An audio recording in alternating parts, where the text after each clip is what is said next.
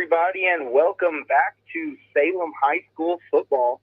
My name is Brandon Corbin, and I'm here with my co-host, Zach Larimore. And we are excited to be back for some Lions football tonight.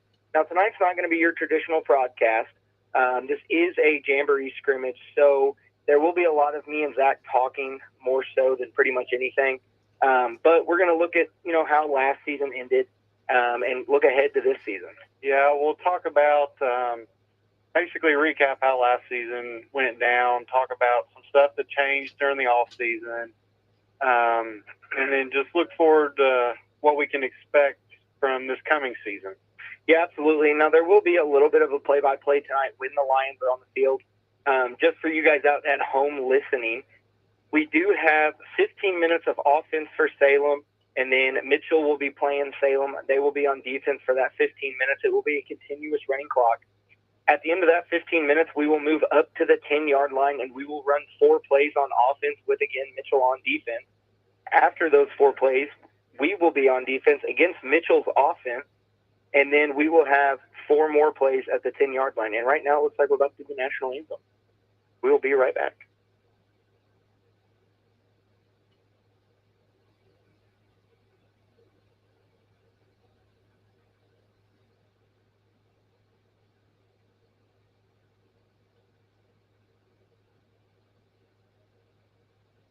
Good evening. It's WSLM meteorologist Lauren Mitchell bringing your game day forecast. It's going to be dry and hot for this Friday, August 15th, and we'll see game time temperatures at 89 degrees. So everyone needs to stay hydrated for this scrimmage tonight. Join Brandon and Larry for the first high school broadcast of the season on WSLM 97.9 FM. Tune in Saturday for the Colts as they take on the Packers in their first home preseason game of the year, and set your calendar for college action coming up on WSLM beginning Saturday, August 30th. Purdue hits the field first off with Ball State for a noon kickoff, and IU follows with Old Dominion at 2:30 p.m. Stay tuned to 12:20 a.m. and 97.9 FM for lots of action this fall in the WSLM Sports Zone. Guys, take it away. A fan favorite is coming back to McDonald's, and this time, they'll be here to stay. Snack wraps are back, baby. Back on the menu at your local McDonald's after a long wait. Starting July 10th, the snack wrap returns to participating restaurants nationwide. And this time, they'll be here to stay. You can get them in 2 delicious flavors, spicy and ranch. Spicy snack wraps will feature a bold, zesty, and unapologetically fiery taste. The spicy snack wrap brings the heat with a habanero kick that fans know and love from the spicy McCrispy sandwich. Ranch snack wraps will be smooth, rich, and irresistibly savory. The ranch snack wrap delivers a satisfying burst of cool ranch goodness with hints of garlic and onion. In the meantime, enjoy the rest of McDonald's menu and their under $3 menu. I'll be back with more details later. In the meantime, check out snackwrapfiles.com for daily reviews. I'm loving it. All right, and we are back. Sorry about that. We did not know the national anthem was about to play. No, we did not. For those that don't know, Salem did get a new press box this year, and it's not exactly communicable as the last one was. We're all kind of in our own rooms, which is nice for me and Zach on the radio. But anyway, Mitchell will be offense against Salem for 15 minutes, and then again, they will run the 4 plays from the 10-yard line on offense. After that, we will have game 2, which is between Mitchell and Clarksville, and that will be a lot of me and Zach talking about last season, recapping that, and looking forward to this new season as well. And then after that, Salem's back on the field for action against Clarksville, again for that 15 minutes, and then that 4 plays from the 10, 15 minutes on defense, 4 plays from the 10. Yeah, and to talk about what Brandon was talking about, when Mitchell and Clarksville is playing, it'll be more like what you'd call our pregame show in the regular season. We'll talk about the coaches, the teams, the past team, what to expect this season. There's really no script to what we're going to talk about. Yeah, no, it looks like we have about 5 minutes and 45 seconds here before the action gets underway. But with Salem going up first on offense, Zach, let's go ahead and talk. I say we go ahead and talk about some of the offensive changes this year we can see from the Lions. Yeah, let's go into it. First, we'll go ahead and start. We will announce the 8 seniors that this Lions squad has this year. Number 2, Waylon Foster. Number 7, Karis Moore. Number 8, Braxton Dean. Number 10, Rory Davidson. Number 11, Lenny Wynn. Number 33, Blake Applegate. Number 53, Aiden Taylor. And number 56, Cage Calloway, which they were all interviewed last week during the media day that you could find on Facebook. Yep, so you will be able to find that on Rebecca White's Facebook page, and you'll get to see me and Zach out there. We'll see our faces. Normally you just hear our voices. However, on that video you can see our faces, you can meet the seniors, hear a little bit about an interview we did with them, and I think they're all pretty excited for this season being their senior season. I would definitely agree. I mean, it's hard to not get excited for your senior year. Yeah, absolutely. One thing that's a little bit different for the Lions this year is going to be the man under center. Last 2 years, I believe, we had number 1, Adam Mull under center, but he has graduated, and now we're looking at junior, number 12, Ethan Campbell. Yeah, but one good thing Ethan Campbell does bring is he did have some in-game experience last year as a sophomore under center. If you do remember, he played against Silver Creek when we had that away game at Silver Creek. He also played a little bit against Scottsburg, too, I believe. But it's always nice to not have to throw, a new face under center, especially in a varsity conditions. It is much different than last time he probably played quarterback would have been JV. So it's definitely nice to have him some experience coming into this season. Yeah, and you can say as good as anyone, especially out of the two of us, when you make the step up from junior varsity to varsity, it's night and day. The speed of the game, just the calls you got to make, the reads you got to make, progression. Yeah, absolutely. A lot of the JV, is kind of coach ran. The coaches kind of run everything, and you guys are just out there running what the coach said. But once you get into that varsity level, it's a learning curve, that's for sure. You have to be able to, see the defense, know, hey, is the play the coach just called? He can't see it like I can. Is this going to be a good play? So I think, personally, from knowing Ethan, I think he is smart enough and good enough to run the offense. Yes, I would definitely agree to that.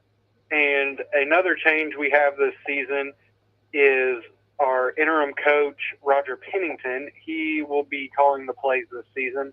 Our thoughts and prayers go with the Gleason family. He just didn't feel like he was quite capable to go in and coach this season, so we have the interim Roger Pennington.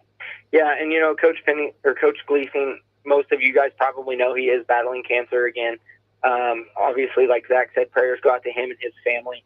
But I love that, he knew he couldn't give the intensity and, what the team needed from a coach. So that way he was able to willingly step down and kind of pass this season on to somebody who he felt like probably could bring that intensity to the team. Yeah, definitely. And that's kind of what the Salem program really needed right now. If you go back to the interview last week with Coach Pennington, you can tell he's excited to be in the position he's in. Yeah. He's excited for some of the coaches he brought on with him and the intensity he's going to bring. Yeah, there is a lot of new faces on the coaching staff right now. For those of you who don't know, when Coach Pennington took the position, he did add a few guys that had previously coached in the past. So he added a few faces that he felt like could help Salem football, return to what Salem football's glory. And I think he's done a pretty good job of bringing in some good faces. Now, one thing I would like to mention tonight is Coach Pennington is out of town at a wedding. So Coach McCartney will be calling the offense and the defense tonight. Normally he's the signal caller for the offense. However, tonight he will be calling and signaling in the offense. The Lions are currently in the huddle at the 45-yard line, getting their game plan ready. The refs have the ball set. Mitchell is getting their game plan on their sidelines, and we are about to have some football go down. Yep, and I will mention also that there are no special teams in this scrimmage. It's all just straight offense and defense. So this is a little bit different from what we normally have, but it's good to get the kids out, get them some practice and some live action stuff going on before the first game next week against North Harrison. Yeah, and just a couple quick rules. There is a 40-second and 25-second play clock. Like Brandon said, 15-minute running clock. If the team cannot gain 10 yards in 4 plays, the ball will be set where that drive started. So it looks like here, I believe Salem's going to be on offense to start. We already knew that.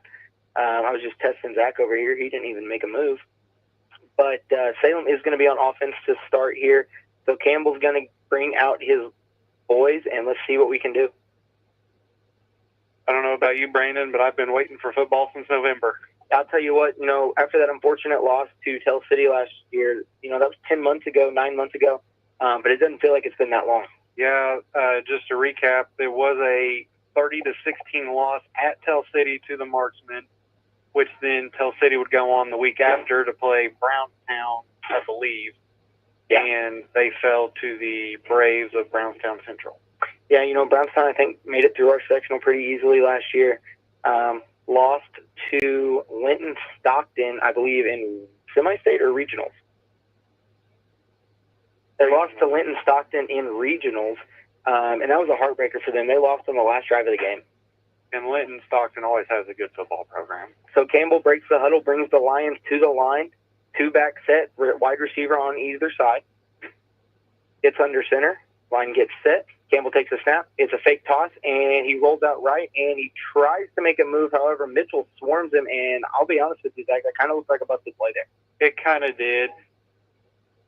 There was penetration coming from everywhere from the Mitchell Bluejackets. Yeah, Mitchell, obviously we don't play them anymore. I think back in the day we used to play them. However, we haven't played them. We scrimmaged them last year.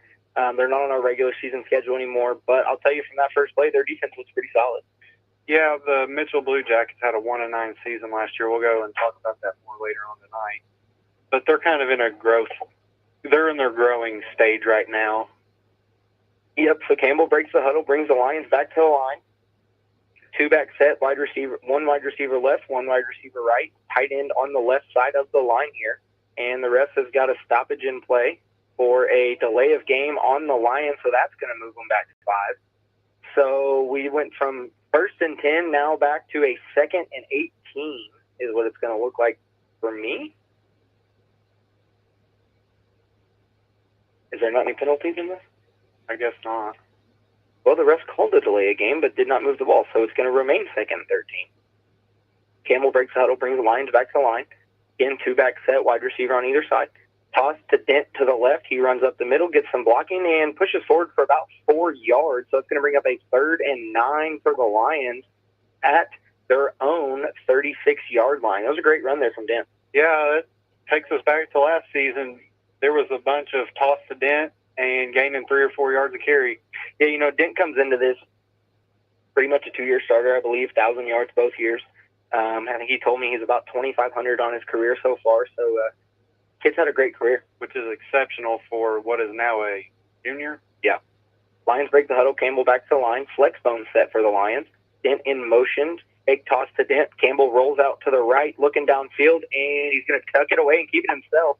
And he gets stood up at the 40-yard line. Let's call it the 41 of the Lions. So it's going to be a 4th and 4 for the Lions from their own 41. However, I don't expect to see a punt, do you?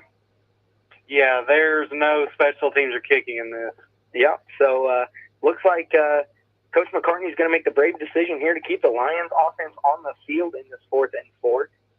Zach is right. There is no special teams, so the Lions are going to stay offense the entire 15 minutes. I believe it's a running clock. We're down to 12:20 to go. Campbell breaks the huddle, bring the Lions to the line. Again, the flex bone set with 2 slot backs. Dent in motion. There's the snap. Handoff up the middle to, is that number 7, Karis Moore? I believe so, yes. It is Karis Moore. Yep, who pushed his way forward for a 1st down. That's a great run there from Karis. A 5-yard pickup on 4th and 4 to get the Lions in 1st down territory on their own 46. That was some good hard running by Karis Moore. I know him and his family personally, and they're great people. And with him being a senior, he's going to have an attitude. Absolutely. Karis is a great kid. Lions come back to the line, wide receiver out left, flex bone set again with 1 single back in the backfield. Campbell takes the snap, drops back to throw. You got Braxton Dean out wide, hits him on the out route across the 50, about the 48-yard line where Braxton is drug out of bounds. Great little pitch and catch there, kind of simple from Ethan to Braxton. I think that so far what we're seeing is we're getting out of the scrimmage what we need, just some live reps, and getting back into the rhythm of things before the season gets going. Yeah, what I like to see there from Campbell is, the out route's always a quick ball, and he took the snap and got it out quick. So it's a great ball there from Ethan. Lions break the huddle, come back to the line. 11 minutes remaining. Wide receiver on left and right, one single back with Dent at slot in motion. Ethan takes the snap, tosses it to Dent on a little counter play, who stiff arms the defender and is ran out of bounds at the 41-yard line of Mitchell. So that's going to be a pickup of about 7 yards there for Dent and give the Lions another first down. I'm excited, Brandon, to see what Dent has in store this season. Like you said, 3-year starter.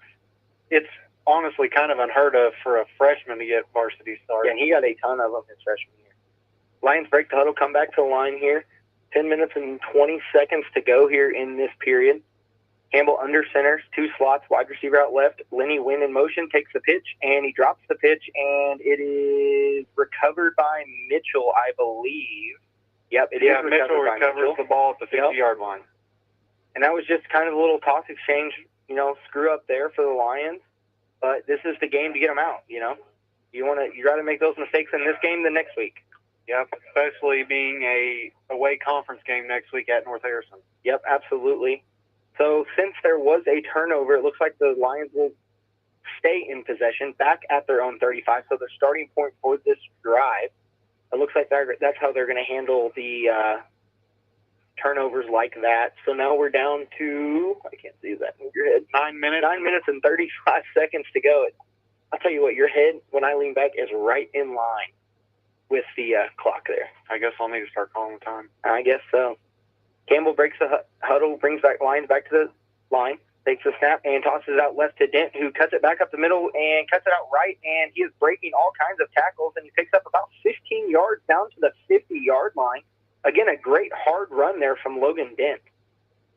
I don't know. To me, it almost seems like Dent got a little more agile this offseason, too. Looks a little more athletic out there, don't he? That's going to be scary for an opponent. Yep. The Lions break the huddle, come back to the line, ball at their own 50 here. Campbell under center, 2-back set, tight end to the right, wide receiver out right, wide receiver to the left. Campbell gets his line set, takes the snap, and quick handoff to Karis Moore up the middle, who pushes his way forward, breaks a couple tackles, and is still running, and he's going to bust this one. It's going to be a 50-yard touchdown up the middle for number 7, Karis Moore. I tell you, Brandon, I really didn't know what to expect coming into this scrimmage, but there's some enthusiasm by this Lions football squad. Yeah, it looks like they're excited, and I'll be the one to say it. Our enthusiasm probably hasn't been where it's been for the last few years, the last couple years. Before that, previously, it seemed like the team was well more excited to be on the field on Friday nights. But it's nice to see that back tonight, and hopefully we can continue that through the entire season. And, going back to last season, I feel like if there was a little bit more enthusiasm in some closer games, it could have went the other way. Yeah, absolutely. I think one that sticks out to me is Corden. Yes, exactly. We lost that game 10-6, and we came out flat. We stayed flat. Yeah, that was the day after the rain out. Yep. So we were playing on a Saturday. Yep. Still raining. The Lions take possession again to start this new drive at the 35 of their own again. Campbell back to the line, 2-back set, wide receiver on either side. He takes the snap, takes the pitch to Karis, hands it off to Dent underneath, who breaks a couple tackles, runs around. He gets to the outside at the 50, and he's running, and he's just going to trot out of bounds at the Mitchell 41-yard line. About a 24-yard pickup there for number 4, Logan Dent. I don't know what it was. Just after that turnover, it's like something clicked, and this Lions football squad figured out what they're supposed to do. Yeah, absolutely. This is hopefully if this continues through the season, I think we'll have a fine year. Kind of little counterplay there for the Lions, and he faked the pitch to Karis, handed it off underneath to Dent, and looks like the Lions offense is rolling. 6:50 remaining in this first period for the Lions on offense. It looks like there's a timeout. Yeah, it looks like I didn't even know there was going to be timeouts. So we will take a short break here. We will be back shortly at the end of this timeout. We're going to get in some commercials, and we'll be back here shortly. When it comes to getting the job done right, from driveways to bridge work and paving to construction and excavating, there's one name you can count on: Temple & Temple Excavating. Serving homeowners and also handling big jobs for city, county, and state highway projects, they built a reputation on quality work since 1948. Driveways, construction, demolition. If you need it moved, cleared, built, or torn down, call Temple & Temple Excavating at 812-883-6644. Temple & Temple have been supporting Washington County for 77 years, one project at a time. Call Temple & Temple today at 812-883-6644 or find them online at templeandtemple.com, where you can also apply for job opportunities. So during the break, Zach and I were talking. I know I'm sure you guys missed it. You didn't get to be a part of it. I'm sure you feel left out. However, we were talking about how comfortable our offense looks right now. One thing that sticks out to me is Ethan Campbell looks super comfortable under center right now. Yeah, that's what you want with the man under center, somebody who looks calm, cool, and collective. Yeah, and that is one thing that stuck out to me last year. You know, he kind of got thrown into 2 starts last year, and he didn't look comfortable. He didn't look like he was comfortable out there. Ethan's been more of a defensive guy for the last couple of years, but so far tonight he looks super comfortable under center. Yes, I would definitely agree with that. 650 remains in this period for the Lions offense. They are breaking the huddle, and Campbell is bringing them to the line. It looks like it's going to be the flex bone look for the Lions, a slot on each end of the line with Braxton Dean out wide, left and Karis Moore in the backfield. Lenny Wynn goes in motion, takes the pitch from Ethan. He cuts upfield, and he's got some room to run. And I'll tell you what, Lenny is athletic, and he breaks this across the 30-yard line down to the Mitchell 27. So that's going to be a pretty big pickup there for the Lions of about, 13 yards? Yeah, and that was the exact play a few plays ago that the fumble occurred on, and it's nice to see Lenny bounce back. Yep, and I like to see Coach McCartney, going back to that. You never want to shy away from a play just because there was a screw-up on it, so it's good for Coach McCartney to call that again. Oh, yeah. Lions break the huddle, come back to the line. Again, that flex bone look for him with one back in the backfield, a slot on each end, and Braxton Dean out wide left. Campbell takes the snap, he drops back, he's got Dean on a slant, and he throws it right into the hands of a linebacker who, luckily this isn't a real game, or that would have been 6 points. Yeah, that would have been a pick 6 there for the Blue Jackets. Yep, and this, picked off by number 6. We don't have a roster for Mitchell, so yes, we do. Yeah, we do have a roster for Mitchell. We have a roster for Mitchell. We don't have one for Clarksville. Number 6, Caden Mullis. He is a 6'2" junior. So, that was a great defensive play there. He just kind of sat in the slant zone, and Campbell threw right into his hands. He did exactly what he needed to do as a linebacker in that situation. Yep. But, again, this is kind of the game to get those out. You don't want to see Ethan doing that in the regular season, but if he's going to do it in the scrimmage, let him get it out. Yeah, work out the kinks and the jitters. Yep, absolutely.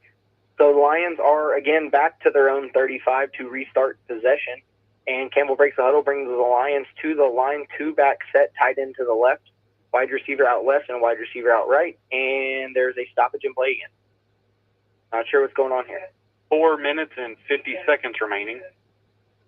And it looks like another line has been sent off of the field because their knee pads are not on correctly. The IHSA is cracking down on that pretty well. They want their players to be safe, so you have to have all of your pads in the right spot. So Rory Davidson has gone onto the field at receiver. Again, 2-back set, Campbell under center. Takes a snap, and it's a bobbled snap, and it's on the ground, and it is recovered by Mitchell. So the Lions will stay at their own 35 and regain possession of the ball here with 4 minutes and 10 seconds to go in this period for offense for the Lions. Going back to the knee pad situation, my co-host here, Brandon, has got his referee's license, so he can help talk to you guys about what's going on in the game. I can do my best. You can try. I'll be a press box ref. How about that? Yep. Lions come back to line, 2-back set, wide receiver out right, wide receiver out left, tight end on the left end of the line. Campbell takes a snap and tosses it around to number 8, Braxton Dean, who breaks the tackle, gets to the outside, and he's got some room to run, and he cuts it back at the 50, and he's stiff-arming kids, and he is still running, and that's going to be a 65-yard touchdown there for the Lions for number 8, Braxton Dean. That was a great run there from Braxton. I tell you what was just as impressive is the blocking out on the outside by Lenny Wynn. Yep, Lenny had some great blocks over here. Rory Davison was downfield blocking for him. So it was great to see that, Braxton had pretty much all the room to run, and he cut back right at about the 50-yard line, cut back to the middle of the field to score a touchdown. Brandon, I tell you, these seniors are really filling a leadership role on the field right now. Yep, absolutely. So now with the last 4 minutes, it looks like the JV is going to be coming onto the field. At quarterback, I believe, is going to be number 24, Bladen Henderson. So the JV Lions come to the line. One back set here. Wide receiver out right, wide receiver out left, slot back on the left end of the line. Bladen takes his team under center. There's a motion and a pitch to number 9, Zach. I'm not sure exactly who that is, but he is running really fast past the Mitchell defense. And he's across the 40, across the 30 before he is brought down by the face mask. So there's 2 flags to fly in right at the Mitchell 28-yard line. Who is that? Dylan Walters, a sophomore running back. Okay. 5'8", 130. Number 9, Dylan Walters, with a great run to start here. That was a very athletic run by Yeah, Dylan. it was. It's going to be 15 yards added on to the end of the run. So the Lions are going to have the ball down at the 13-yard line if they're tacking on penalty yards. I'm not sure that they are. They're counting off. So maybe offensive penalties, you don't get moved back. I don't know. Oh, it's a 5-yard face mask. Didn't know that was still in high school. What kind of ref are you? I'm telling you, that wasn't on the test. So the Lions now have the ball at their 24-yard line here. And Bladen breaks the huddle, brings the JV Lions to the line.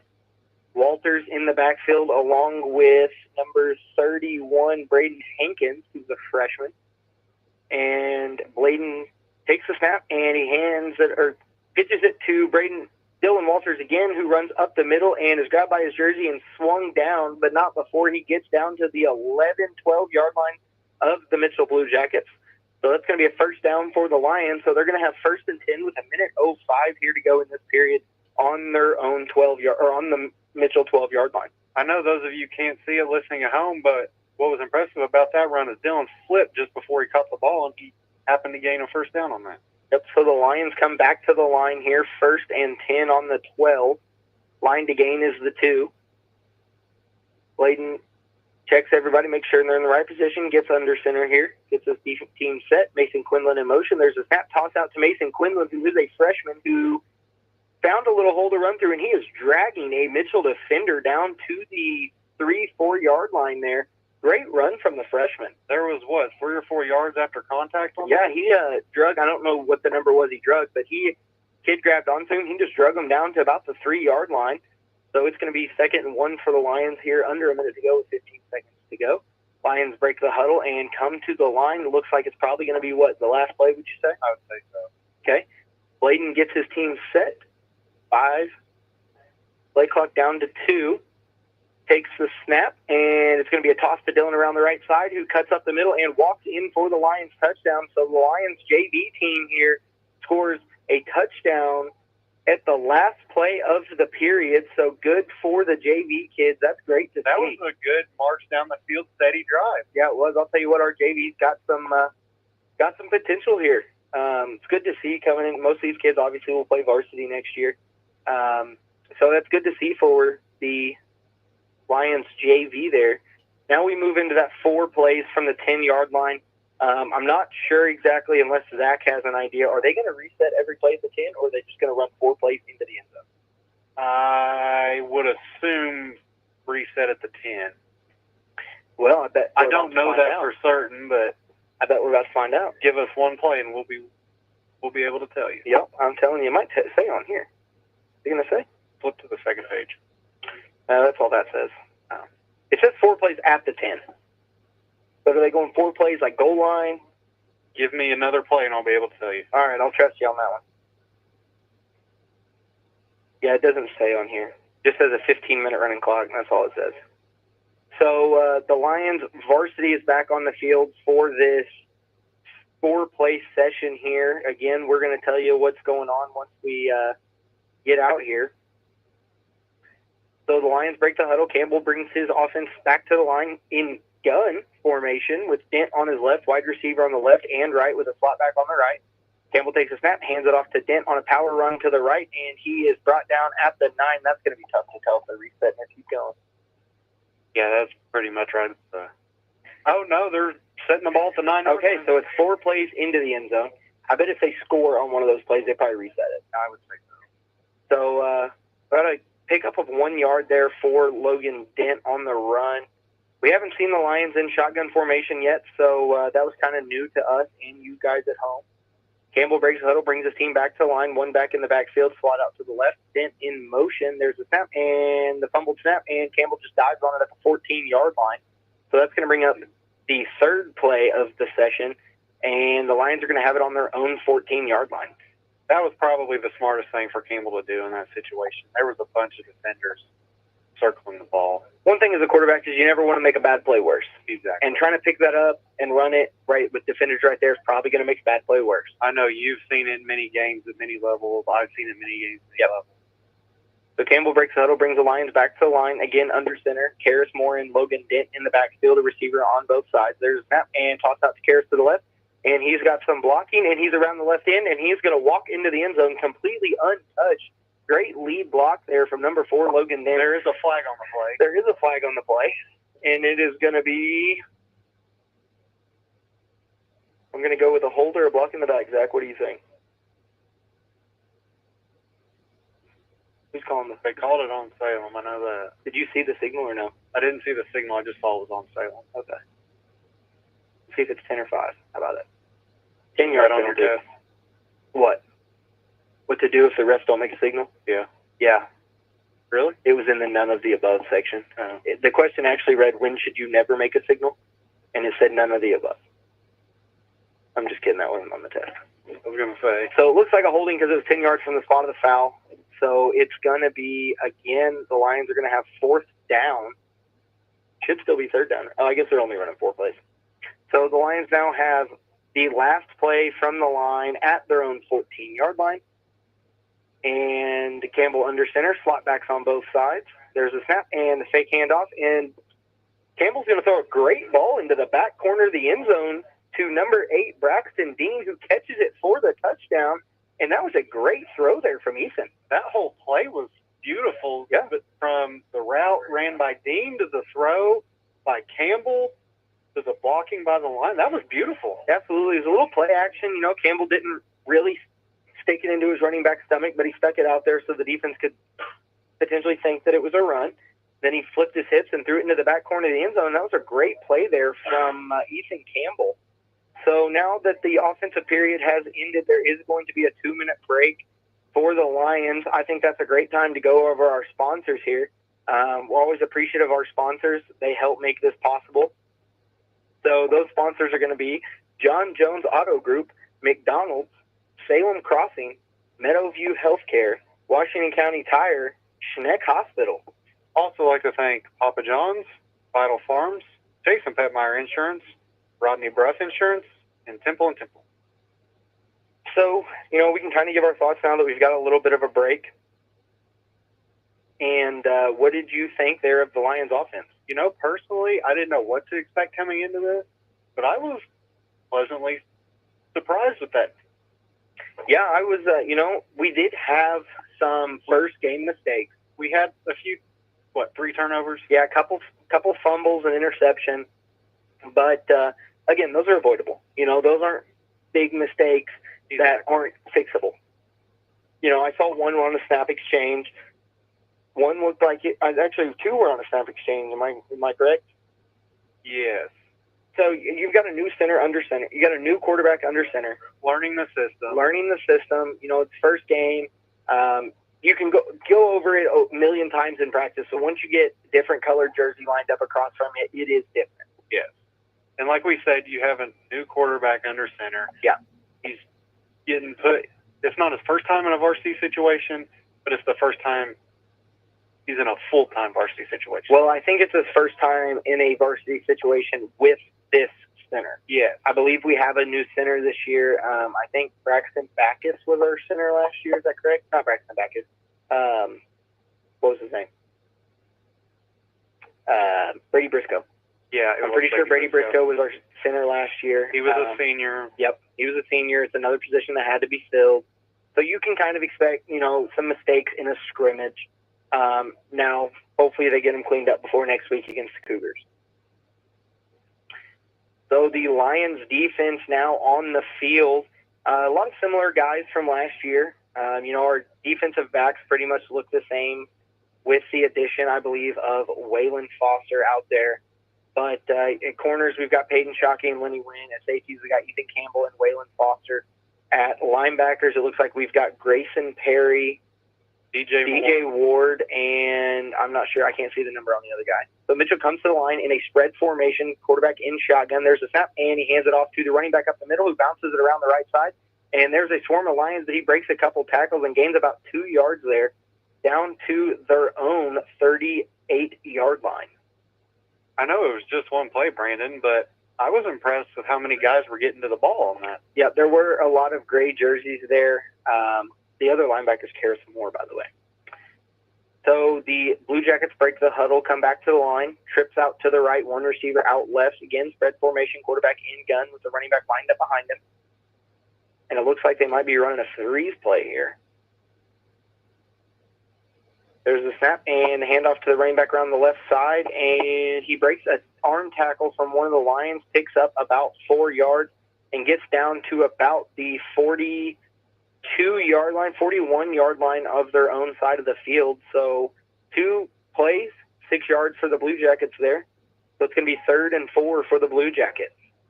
Just past 14 minutes, 13:55 remaining for the Blue Jackets.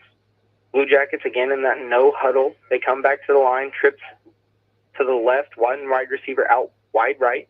Quarterback in gun with the running back behind him.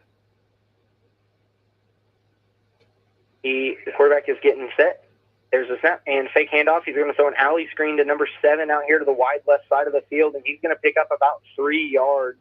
So it's going to be a 4th and 1 for the Blue Jackets on their own 44-yard line. That was a hard hit delivered by the Lions defense, and then I counted 5 players rolling off of that receiver. Yep, absolutely. The Lions are making some substitutions here. But, Mitchell threw the ball to the line. He did pick up a few yards, but he was met with a host of Lions. That's one thing Salem needed to improve on last year was getting guys to the ball. Gang tackling. Back to the line for the Blue Jackets. 2 receivers out right, 2 receivers out left, spread formation, quarterback in gun, fullback behind him. There's the snap, and he drops the snap. He picks it up, and he's trying to run out to the left, and DJ Ward is going to wrap him up and throw him out of bounds about 10 yards behind the line, and there's going to be some extracurriculars going on. A Mitchell player has removed his helmet, which is a problem. There's a fight going on over here on the left side. There's flags flying everywhere. People are pulling everybody. People are throwing everybody. The quarterback is the one who ripped his helmet off. Yep. He was the one that got flung out of bounds, and I'm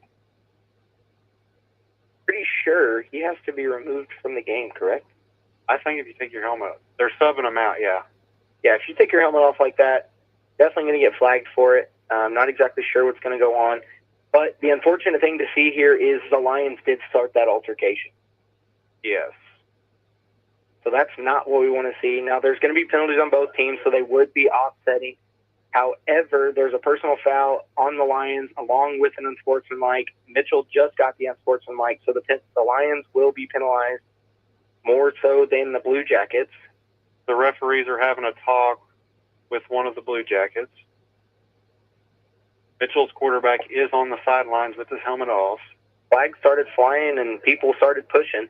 And that's one of those things, you can't make a bad situation worse. Well, what you don't want to do there is risk putting yourself out week 1. Exactly. Especially over a scrimmage. Yeah. You get ejected in the scrimmage, I would assume it's probably the same punishment as a regular season game.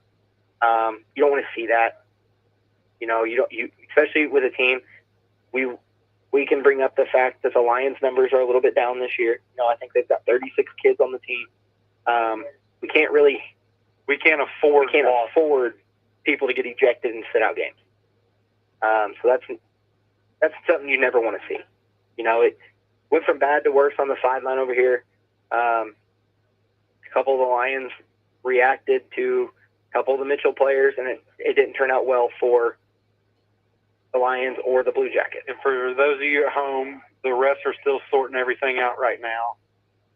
So there's going to be unsportsmanlike on the Lions as well as a personal foul on the Lions, I believe. One of our officials out there is the voice of the Musketeers from last year, Eli Guthrie. He is on the side over here, refed our middle school game last night. Way to contribute to the community. I know, good for him. I bet he scored better on his ref test than you did. I think I got an 85% on the football one. I got a 95 on the basketball one. I guess I should start officiating basketball. You're going to be a busy man. I'll tell you. So they're still trying to get this all sorted out. Not exactly sure.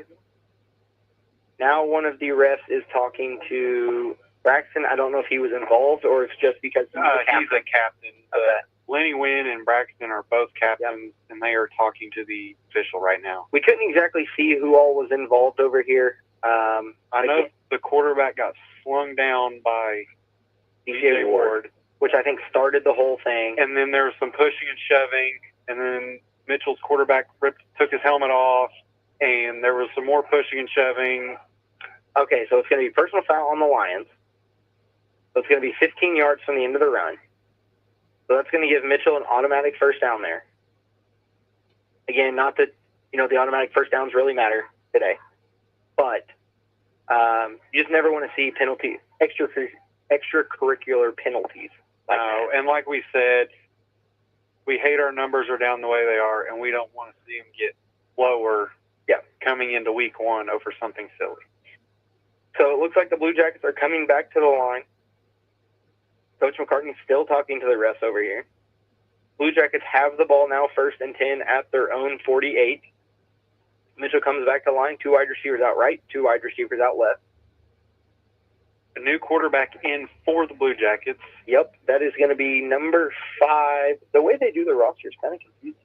Number 5, Joe Todd. Oh, they do it by class. I see what's going on there. So he is a sophomore, and he is now in charge of the offense. So he takes the snap, and he drops back to pass, and he's got a couple wide receivers on slant routes to the right. He runs up the middle and is brought down about a yard behind the line of scrimmage for a sack there. So great play there by the defense to collapse the pocket. Looks like, I believe that's Noah Lynx in there. Braxton Dean was in on the tackle, Yep, it's going to be number 25, Noah Lynx, and number 8, Braxton Dean in for the tackle. And it looks like the sophomore for Mitchell has exited, so it's going to be back to their starter. And that's going to be number 10, Cam Gilstrap. He is a junior, 6'3", 172, junior for the Blue Jackets. 10:50 remains in this period for the Blue Jackets offense. They come back to the line. Trips formation. Nope. Yep, trips formation to the right. 1 wide receiver out left. Quarterback in gun. Running back lined up behind him. He's getting, and there's a flag flying. Let's see what's going on. It's going to be a delay of game on the Blue Jackets. Are they going to move this one back? They must have declined the first penalty. Yeah, I don't know. The rest it was a warning. The refs are getting warmed up too. So yep, absolutely. So it's going to be again 2nd and 15 now for the Blue Jackets from their own 43. Gilstrap in gun, running back to his behind him. He takes a snap and he's going to run QB power right up the middle, and he bounces it out left, and he's getting chased by number 6 Grayson Perry, who pushes him out of bounds. And Gilstrap is going to be pushed out of bounds at the original line of scrimmage, so it's going to be 3rd and 10 for the Blue Jackets at their own 48. How is it 3rd down? I don't know, dude. This is a little off topic, but I'm impressed with how many of the student bodies here at the scrimmage tonight. Yep. Blue Jackets back to the line, 2 wide receivers to the left, 2 wide receivers to the right. Gilstrap in gun, his running back set up behind him.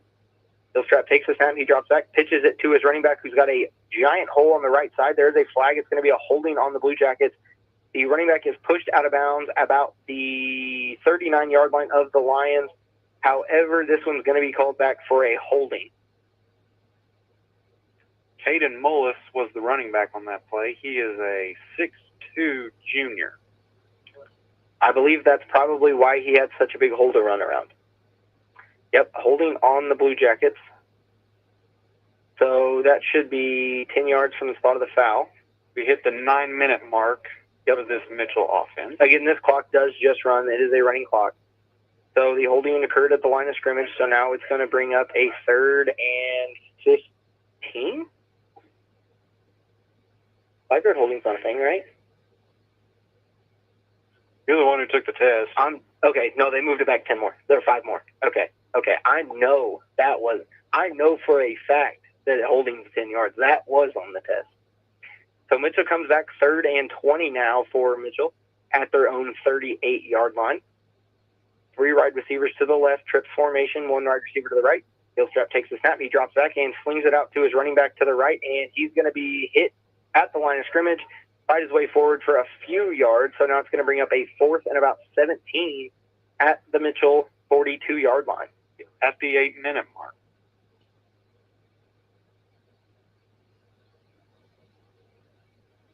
Anyways, back to what I was saying earlier, I'm impressed with how many of the student body showed up for a scrimmage. You know, you hope to see that continue throughout the season. You know, I think pretty much all the students are really excited for this football season. I think everybody gets excited for football. So Mitchell breaks a huddle, comes back to line, trips formation to the right, 1 wide receiver to the left.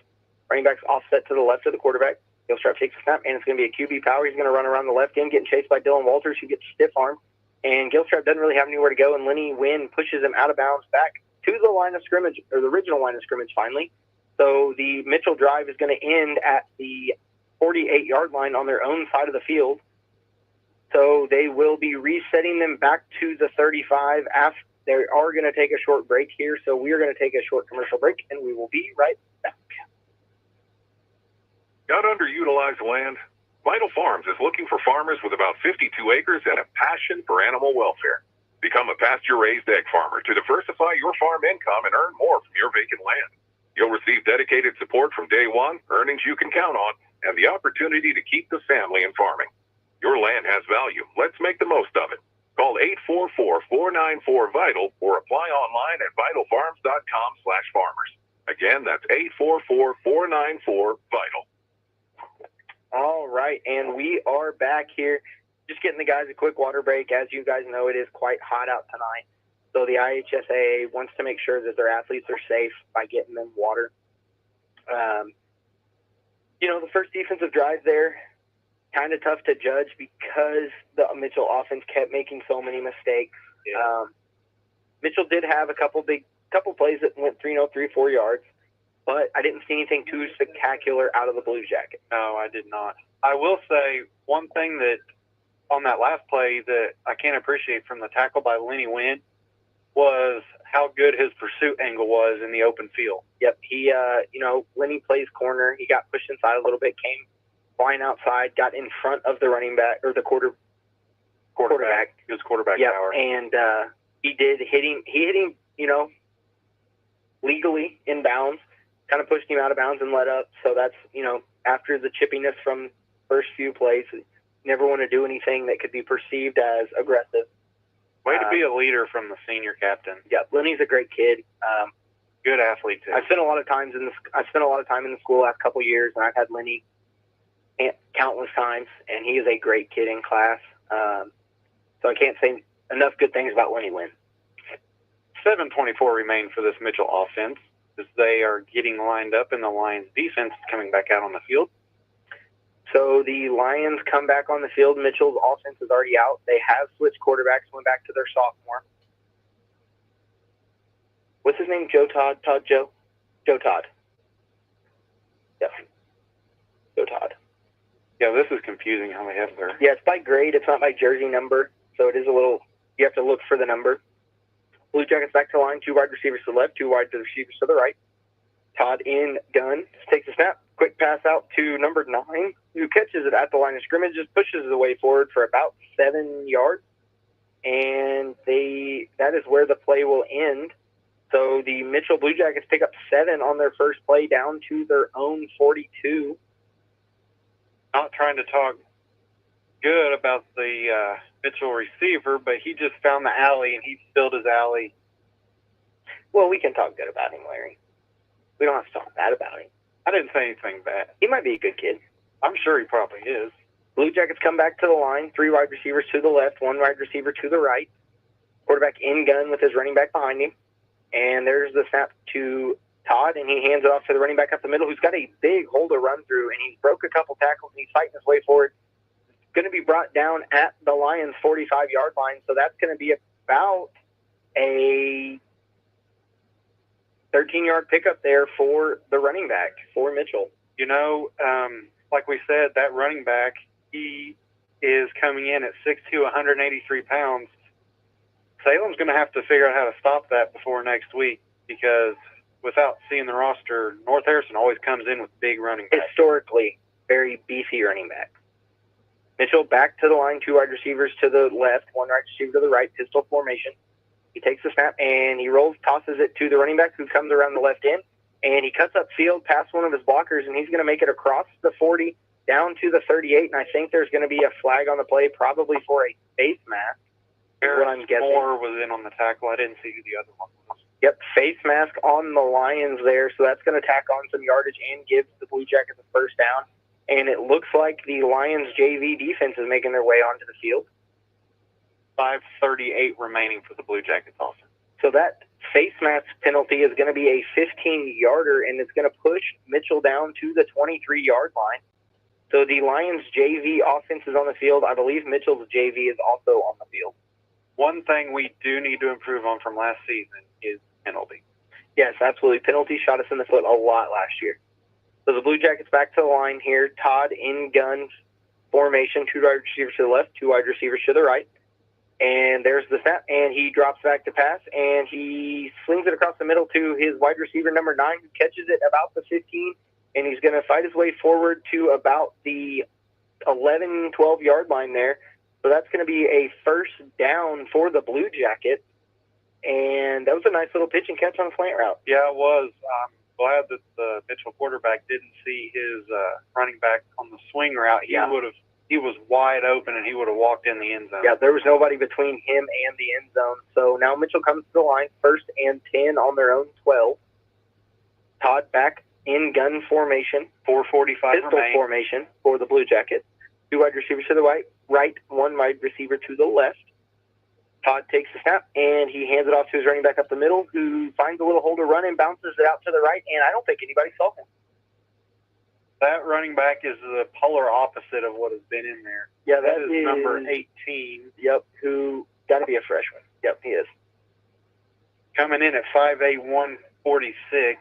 And I will tell you what, he came through the line, and I don't think a single Lions defender saw him bounce it, and they were all looking inside. He was running past them on the outside. That man was running with a mission. Yep. So that's going to be a touchdown for the Blue Jackets JV there with 4 minutes to go here in the offensive period for the Blue Jackets. The Lions defense now, again, is back to they're down to the JV now here. About 4 minutes, I think they're putting the JV in every session. So, will Clarksville even have a JV? They don't look like they have enough kids. Probably not. Yeah, they do not look like they have enough kids. So the Blue Jackets come back to the line, 2 wide receivers to the left, 2 wide receivers to the right. And Todd takes the snap. And it's a quick pass out to his slot receiver, who catches it behind the line, runs forward, runs over a Lion defender, and he gets down for a 6-yard gain down to the 41-yard line on their own side of the field. Again, just a little alley screen pitch and catch, and let their athletes get the yardage. That was a slow developing play. The quarterback was kind of fumbling around for the laces. Yeah, but and that takes us back to the speed difference between a JV and a varsity game. If you do that in a varsity game, you're probably getting intercepted or sacked. Yeah, one of the two. So the Blue Jackets quickly back to the line. They do run a no huddle here. 2:50 remaining for the Blue Jackets. That is good for the Lions to prepare. Silver Creek last year, week 2, was no huddle the entire game. Trips formation to the left, 1 wide receiver out to the right. Todd in gun formation, and there's going to be a flag for a delay of game, I believe. Yep, delay of game on the Blue Jackets. They were just taking simply too long to get to the line. And I think the Blue Jackets have changed quarterbacks again. Looks like they're going to go to number 12, Gleason Parks. I guess that's how you pronounce that? Yeah, Gleason Parks. 5'11", 135 pounds. I'll tell you what, he does not look 5'11 from here. No, he doesn't. So Parks brings the Blue Jackets to the line. Trips formation to the left, 1 wide receiver out to the right. And he takes a high snap, and he tosses it to his running back, who runs around the left side, and he had nowhere to go. And he is met first by number 31, Braden Hankins of the Lions. Great play there from the freshman, Braden Hankins. And I'll tell you what, I have him in gym class, and he is an absolute unit. That's one good thing about you filling in the PE position is you get to know these kids personally, and you can talk a little bit more about them in ways we don't see on the football. Yep, absolutely. Braden is a unit for a freshman. The Blue Jackets back to the line, Parks in gun formation, 2 wide receivers to the right, 2 wide receivers to the left here. 1:40 remaining. And Parks is making sure everybody's set. He takes the snap, he drops back, and he looks to throw, and he has nowhere to throw it, so he scrambles out to the right, and he is going to be pushed out of bounds, but he does gain a couple yards there, pushed out of bounds by freshman Mason Quinlan after a 3-yard pickup there. That just turned into the scramble drill, and Mason didn't let up and beat him to the sideline. Beautiful coverage by the Lions secondary. That kind of turned into a little bit of street ball for a minute. There was the quarterback pointing to the receivers. And back to some recess football there. Point, tell your receivers where to run. Mitchell quickly back to the line, trips formation to the right, 1 wide receiver out to the left. Fullback is offset of the quarterback to the left. 50 seconds remain. Parks getting his team set. He takes a snap, and he's going to roll out left, and he has nowhere to go. That looked like a broken play from the beginning, and he is going to be brought down in the backfield on the sack by, let me see here, number 51, Micaiah Mather, and I'll tell you what, I am so glad that kid is on the football team. He has never played football before. He's been a swimmer, and he was also one of the best lifters we had in gym class last year. And I kept telling him to get on the football field. Finally, he told me today that he was on a football field. And you're calling his name. I'm telling you. 2 wide receivers to the right, 2 wide receivers to the left. Parks in gun formation there. He takes a snap and swings pass to the left side again. And I think he threw it to the wrong guy. Yeah, that wasn't supposed. That was supposed to go to the outside receiver, not the inside receiver. That just looks like a mix-up there for the wide receivers. But that's going to be the end of that period. So that is going to be the end of the Salem and Mitchell session there. Nope, we have 4 plays for Mitchell on offense. 10. Yes. Okay. I'm getting too excited. I like talking. I know you do, buddy. Hey, I get it honestly. Yes, you do. So honestly, I should too. I can't talk as much because you talk more than I can. You could talk more. I don't want to interrupt. I'd appreciate it if you did. I'd talk more, but I don't want to interrupt you. So we are right at an hour into this broadcast. The Lions defense is getting set for the 4-play stand. Clarksville is making their way onto the sideline. We did play Clarksville last year in the first round of sectional.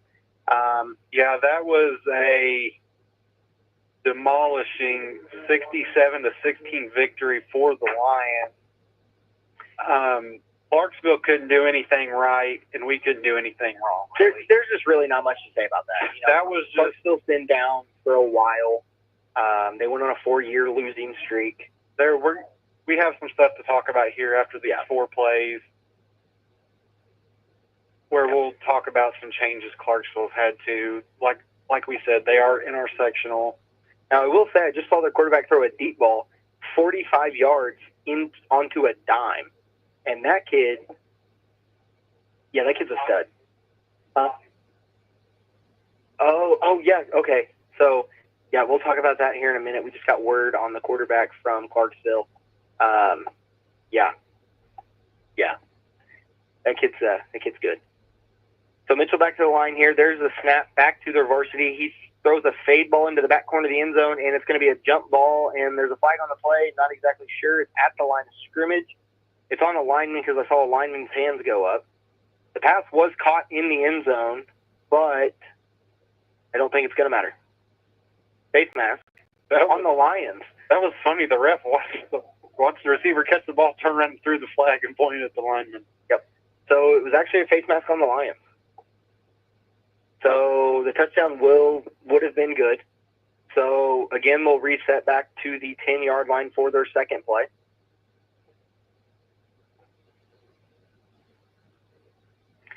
Me and Zach here are watching the Clarksville quarterback while we're waiting here.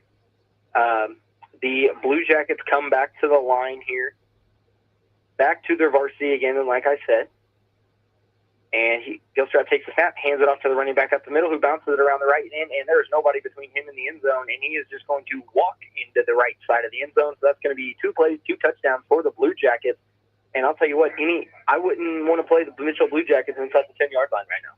No, and like I said, we've got to stop the running backs like that, because historically that's the type of players North Harrison brings. Well, you go through our entire schedule, which we will here during the break, but we'll talk about that a little bit more. But pretty much everybody we play, they have a decent backfield. Yeah, so, Salem has a tough schedule. Yes. The Blue Jackets back to the line here. Gilstrap in gun, 3 wide receivers to the right. Gilstrap takes the snap, and he's going to fake the handoff, and he's going to throw an interception to Peyton Shockey, and that would be 6 points the other way for the Lions. Great route jump there by Peyton Shockey. The Blue Jackets tried to throw that little screen pass, and Peyton beat the wide receiver to the spot, and he ran the route for him. Yeah, that was a beautiful read by Peyton Shockey. Yep. That would have absolutely been 6 points for Peyton Shockey as long as the turf monster didn't get him on the way to the end zone. Or a block in the back. Yeah, or no penalties like that. So great play there from Peyton Shockey. Again, that kid's a stud. We called his name a lot last year on defense, and I'm sure we will be again this year. Mitchell back to the line here for their fourth and last play from the 10. Gilstrap is in gun. He takes the snap. He drops back. He's looking to pass, and he throws it across the middle on a slant route. His receiver is going to get tripped into the end zone by Ethan Campbell there, and that's going to be 4 plays, 3 touchdowns from the Blue Jackets inside the 10-yard line, and that is going to bring us to the end of Session 1, Salem versus Mitchell. So now while Mitchell and Clarksville are playing, Zach and I will be talking here for a little while. But for the moment, I think we're going to take a short commercial break. Get a couple commercials in here. Again, thank you to our sponsors. We'll go over those again once we get back. And we will be right back with you here shortly. Get your boys County Tire call. Big or small, big service all. They have the main brand tires to keep it cruising on down the road. They got tires for private needs. They even got them for your farm machine. You can call them day or night. Du Bois County Tires does it right. Big or small, we service all. Du Bois County Tires. Now through September 1st, get up to $180 back by mail on a Bridgestone prepaid MasterCard. Get up to $80 when you buy a set of 4 eligible Bridgestone tires. Get an additional $100 when you make an eligible tire purchase with your CF&A credit card. Available at Washington County Tire Shop in Salem. Subject to credit approval, restrictions apply. See BridgestoneRewards.com for details. Big or small, we service all. Du Bois County Tires.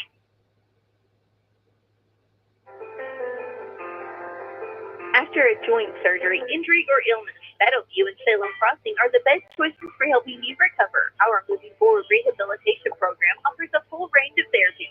We're here to help you return home safely with the skills you need to live life on your own terms. Meadowview and Salem Crossing, 2 great options for your rehabilitation. To learn more, visit asccare.com or call 888-996-8272. When it comes to getting the job done right, from driveways to bridge work and paving to construction and excavating, there's one name you can count on, Temple & Temple Excavating. Serving homeowners and also handling big jobs for city, county, and state highway projects, they built a reputation on quality work since 1948. Driveways, construction, demolition. If you need it moved, cleared, built, or torn down, call Temple & Temple Excavating at 812-883-6644. Temple & Temple have been supporting Washington County for 77 years, one project at a time. Call Temple & Temple today at 812-883-6644 or find them online at templeandtemple.com, where you can also apply for job opportunities. The end of summer is coming faster than we would like. That's why we're savoring every moment and every flavor at Summer Wine Down at Holiday World and Splash and Safari. Festive dishes paired with Indiana wines. Very scary sangrias by the pool. Thanksgiving treats featuring coasters. Festive foods, select wines, collectible cups. One giant celebration, August 4th through September 13th at Holiday World and Splash and Safari. Come for the thrills. Stay for the flavors. Get your tickets at holidayworld.com. No, we're not. And we are back here on the live broadcast of this Salem Lions scrimmage here. Again, big shout out to our sponsors, John Jones Auto Group, McDonald's of Salem, Salem Crossing, Meadowview Healthcare, Washington County Tire, Schneck Hospital. And we would also like to thank Papa John's of Salem, Plattle Farms, Jason Petmeyer Insurance, Rodney Bruff Insurance, Temple and Temple. So let's talk a little bit about what we just saw. It's first action for the Lions that we've seen so far this year. And I don't believe they had any other scrimmages summer, did they? No, they did not. That was the first live action for them. Outside of practice, obviously, you can only do so much in practice. You don't want to hurt your own kids.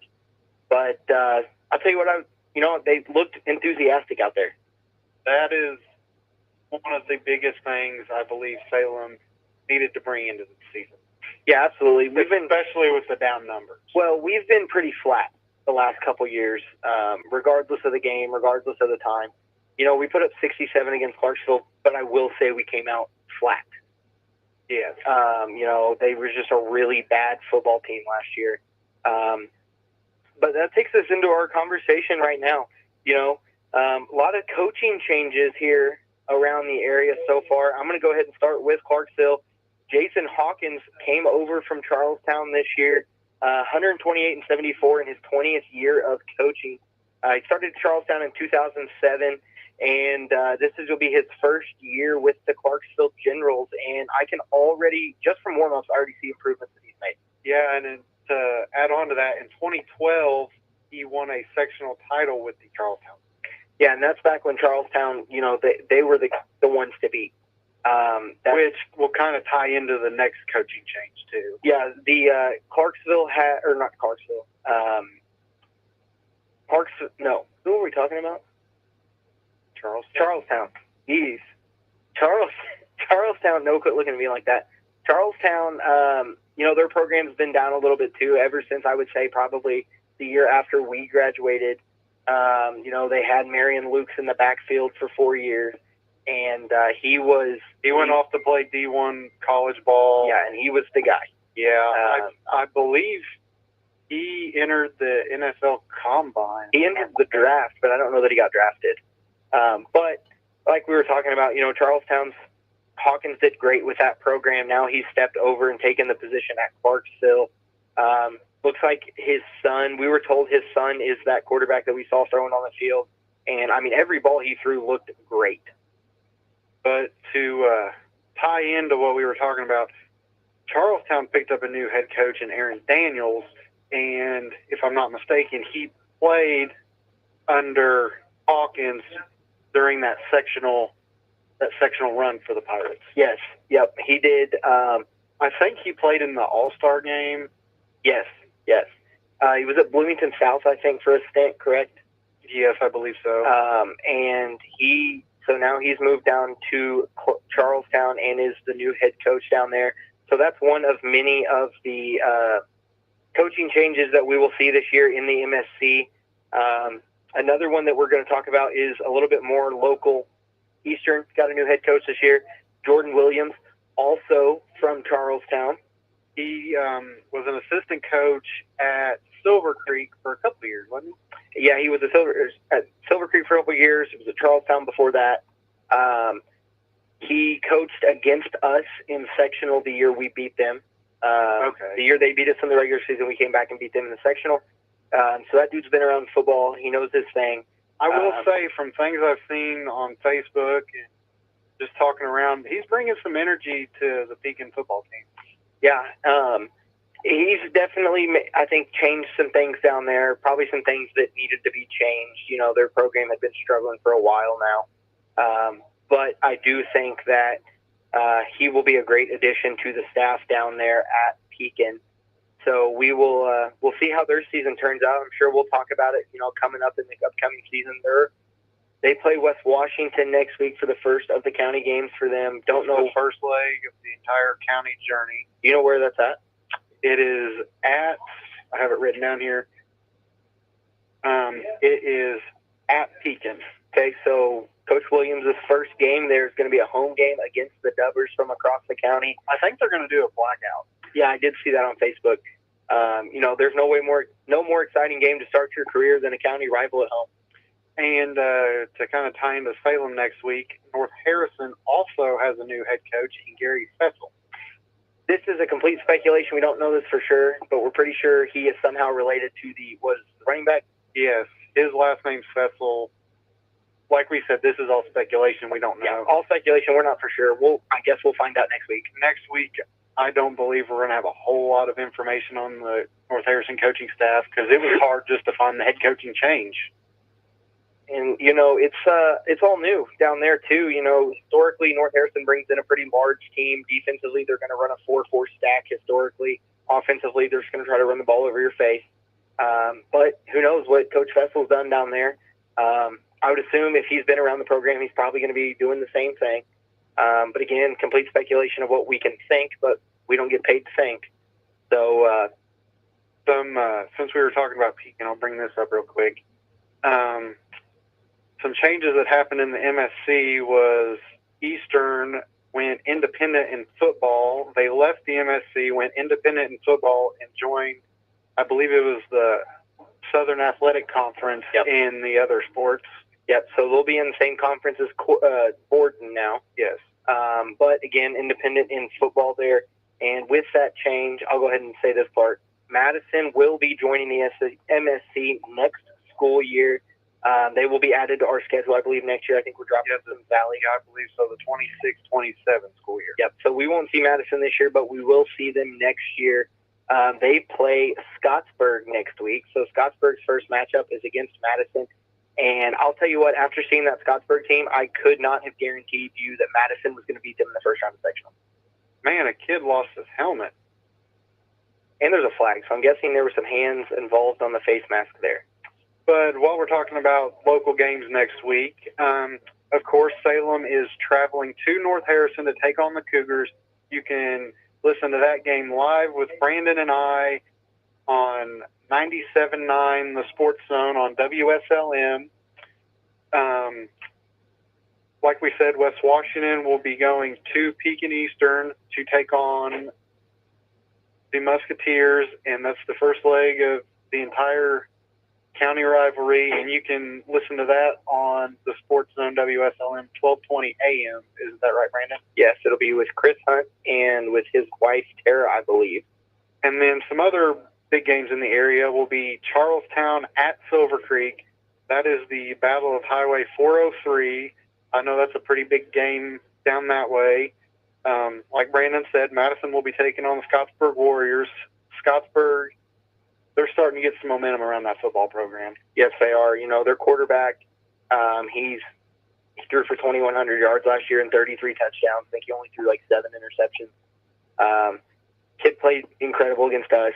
The running back, he had a monster season last year. 1,600 yards last year for the running back, Landon Shuck. Again, looked to have a breakout season for both of them. Both, I believe, were preseason All-State players this year. And I believe in the coaches poll, Scottsburg, they didn't make the rankings, but I think they received 2 votes. I mean, it's tough. You've got to vote for them, right? They went from just starting a program. They started a program when we were in high school. Yeah, that was their first year. We played them in middle school in like 7th or 8th grade or something like that. Then, because you have to have middle school before you have to have varsity. I believe that's. I would assume so right. Because Henryville just added a football team. Yes, they had a middle school team last year. Yes. So they started their program, and they have taken monster strides over there. I believe Coach Mullins is his name. Or is he the basketball coach? Anyway, the coach over there has done a great job. I think they've had the same coach for the entirety of their program. Yeah, they have. And, when you get somebody who wants to stick around like that, you're probably going to improve your program drastically over 10 years. And other than Salem North Harrison, the only other MSC battle next week will be Corden traveling to the Braves of Brownstown Central. And, I think we know what to expect from Brownstown. They're gonna run their misdirection. Their defense is gonna fly to the ball. They're gonna put up 40 points in almost every game. and they're going to be the team to beat in the MSC once again. Reed May done an outstanding job over at Brownstown. He has his game plan. He's going to show up. He's going to do what he wants. Talk about a guy sticking around for the length of the program. Coach May's been there for 33 years, and he's averaged 2 losses per year based on his record. And, I mean, he's got to be definitely the number 1 coach in Southern Indiana. Got to be one of the top 5 coaches in the entire state. I would say so. Then with that being said, in the Football Coaches Association preseason poll, they have Brownstown ranked number 6 in 2A, and Paoli, who is in our sectional, is ranked 14th. Yep. And, you know, the only other team on our schedule would be Springs Valley in 1A. They are ranked 8th. And, you know, it's going to be interesting to see what Springs Valley has this year. They were mostly led by one kid last year, Christian Hamilton, who was running back, state's leading rusher for pretty much 9-10 weeks in a row. That kid was insane. I think he crushed basically every school record over there. I would think so. And, I mean, he was just incredible. But he graduated, so it'll be interesting to see what Springs Valley has to bring to the table this year. You know, I think with my comment about Coach May being the number 1 coach in Southern Indiana, I think I offended Coach Greenlee over there. I think he feels strongly that he's right up there with Coach May. He's doing an excellent job on the iPad right now. Yep, I'll tell you what. You know, we can joke about it, but without film, football teams, I mean, what would you do to prepare for a game? You know, I'm going to use this to go into our next point. I'm coaching the 7th grade this year. Me and Ben Bowers are the 7th grade coaches this year, and we've got our middle school kids watching film. You know, it's good to start them young. Very useful tool that you can always use to improve. Speaking of middle school, we did have our first games last night against Charlestown at home. 7th grade was able to pull out a victory 40-22. And I'll tell you what, I've never been more proud of the team. My 7th grade team played great last night. That's good, especially 7th grade. You know, first time in a school uniform. Yep. You have the jitters. You're getting used to. You're so used to. Well, youth now is not like it used to be. Yeah. But you're playing as one unit for school, not necessarily. Oh, he almost had that interception. I don't know what just happened. But the quarterback's rolling on the ground for Mitchell. Well, one of the Clarksville kids just absolutely teed off on him in the back after. Did he throw that? Yeah, that was a throw. Quarterback looks. Yeah, I'm not exactly sure why there wasn't a flag. Oh, okay. There was a tipped pass. I gotcha. Okay. But anyway, back to the middle school conversation. You know, I didn't really know what to expect. My kids, especially being your first game head coach. You know, it's the first game I've coached. It's the first game they've played in a year. The first time they've played, you know, for, like you said, a Salem jersey on, like a school uniform on. And I couldn't have asked for anything more out of those kids last night. They ran everything perfectly. I was watching some of the game on film today. You know, there's always like minor mistakes you got to fix, but I'm not going to harp on them for making a few minor mistakes after their first game. And if I'm not mistaken, the 8th grade also beat Charlestown 14-12, right, Brandon? Yeah, that was a hard-fought game. You know, that game was 6-6 it was 0-0 for most of it. Then it went to 6-6 for a while, and then it was 12-6 for a while. Then we ended up scoring, getting the 2-point conversion, which ultimately put us ahead 14-12. But that 8th grade team, I'm looking forward to them being freshmen next year. They've got a lot of dudes on that team, and they're very athletic. And now with Brandon in the coaching role at the middle school, we will be able to keep you a little more updated on what the future of the Lions football team is going to look like. Yep.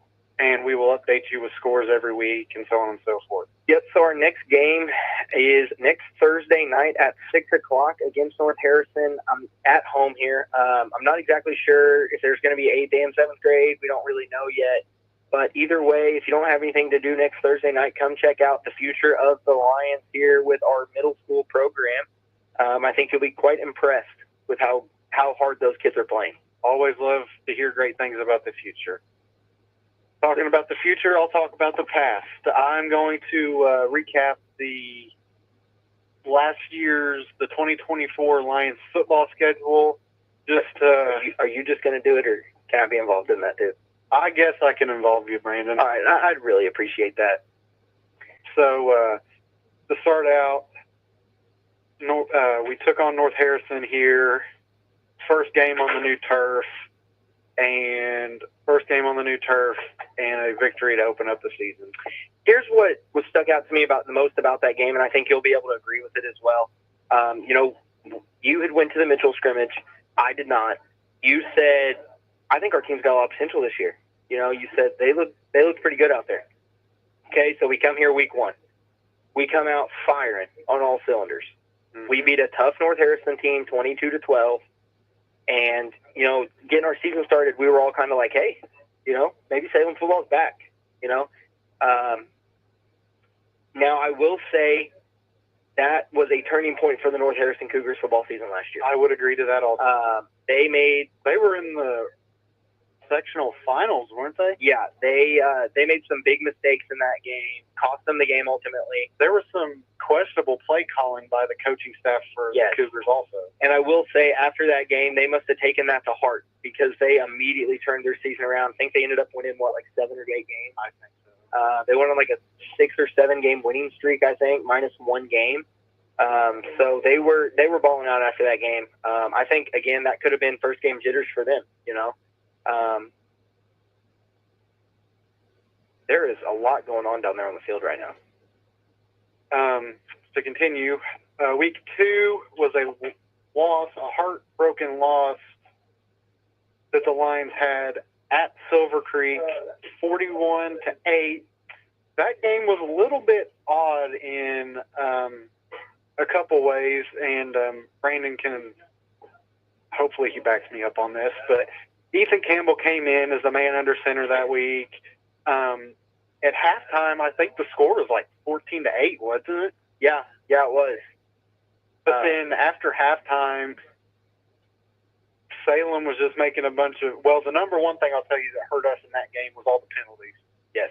The penalty, we were in the red zone several times, and I think we scored several times, but it got called back for holding or something simple like that. Just shooting ourselves in the foot, and that was kind of the way of the road last year. But it was kind of the way of the road last year for the Lions. We struggled penalty-wise for most of the year. But one thing we talked about pregame is that week Adam Moll got sick. He was out that game. Ethan got thrown into center the week of the game. Not much preparation. No. And I will say the way Ethan Campbell played in that first half of this scrimmage, I'm pretty impressed with how he showed out. Yeah, and anytime you take a kid, Ethan was a sophomore last year, and you look at him on Tuesday and say, hey, by the way, you're starting quarterback this game.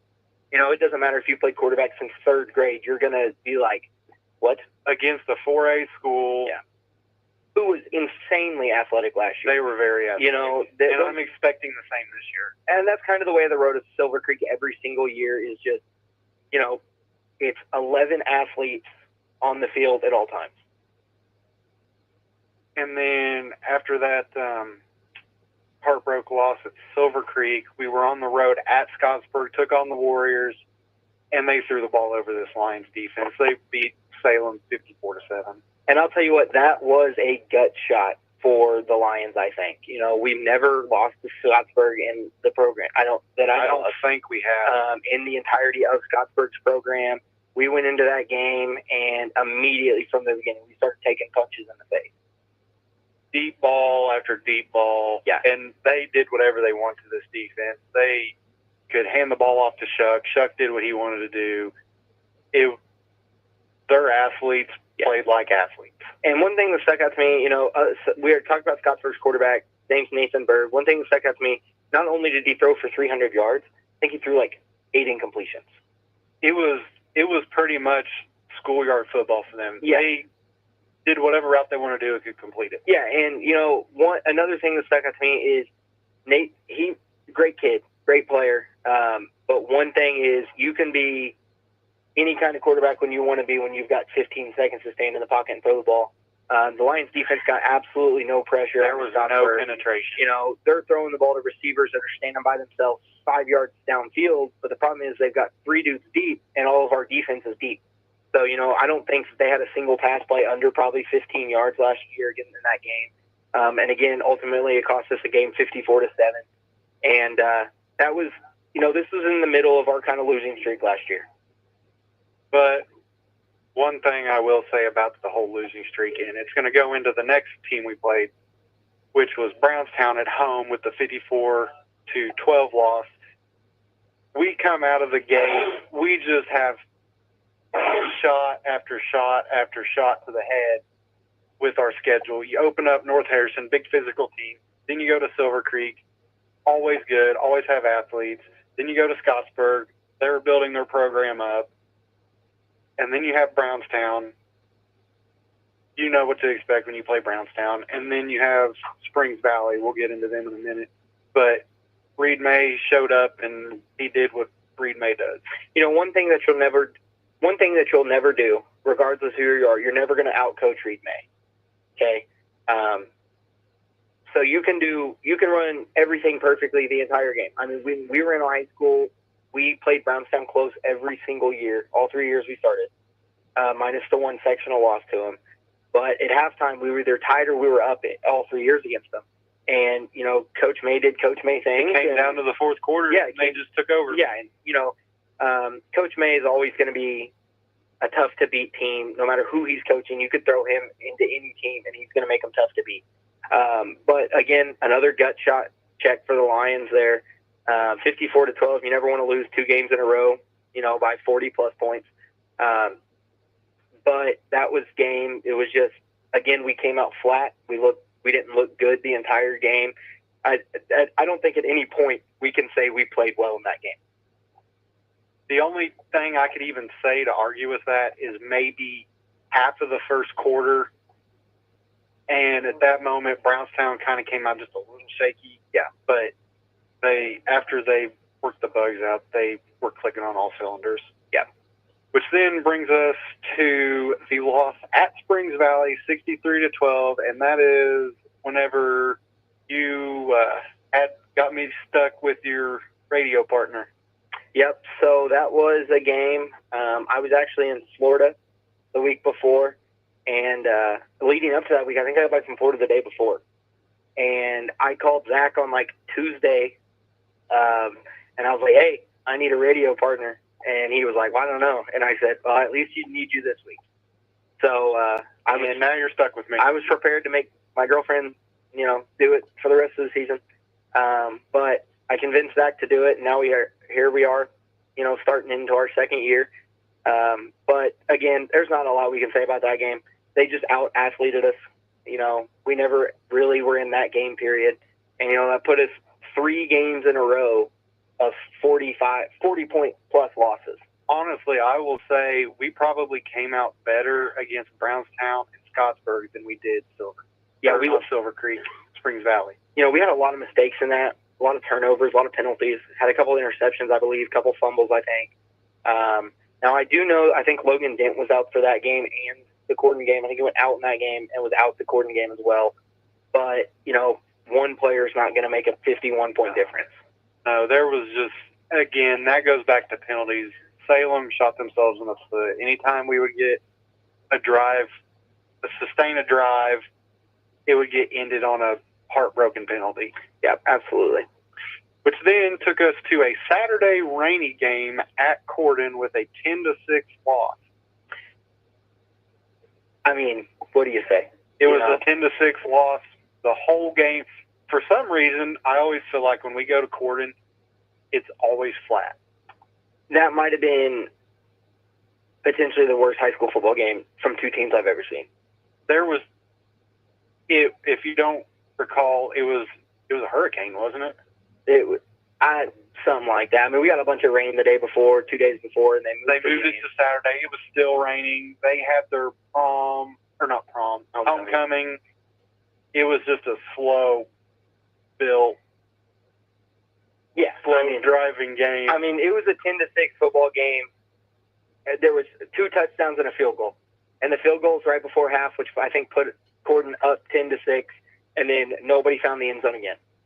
Salem, we turned the ball over several times. Yeah, and that's pretty much all there is to say about that game.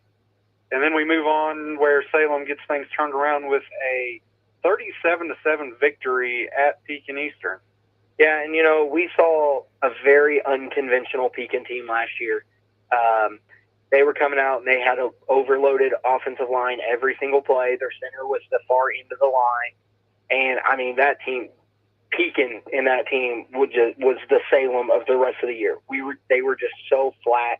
We came out running on all cylinders and ultimately ended up in the 30-point Logan Dent had a monster game. What do you have, 3 touchdowns? Yeah, something like that. I mean, again, we went from a bad loss against Gordon to a good win against a bad team. You know what I mean? Like, we played where we beat the bad team like we should have.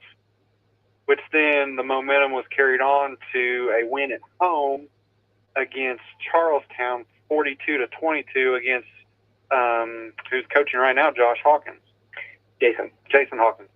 Yep. So, and I think that was kind of, that was an interesting game to be a part of. We saw the Charlestown running back go down with a pretty bad head injury. They ended up stat flagging him out. But I don't think he's playing this year. I don't think he can play this year because that was his 5th concussion in a year.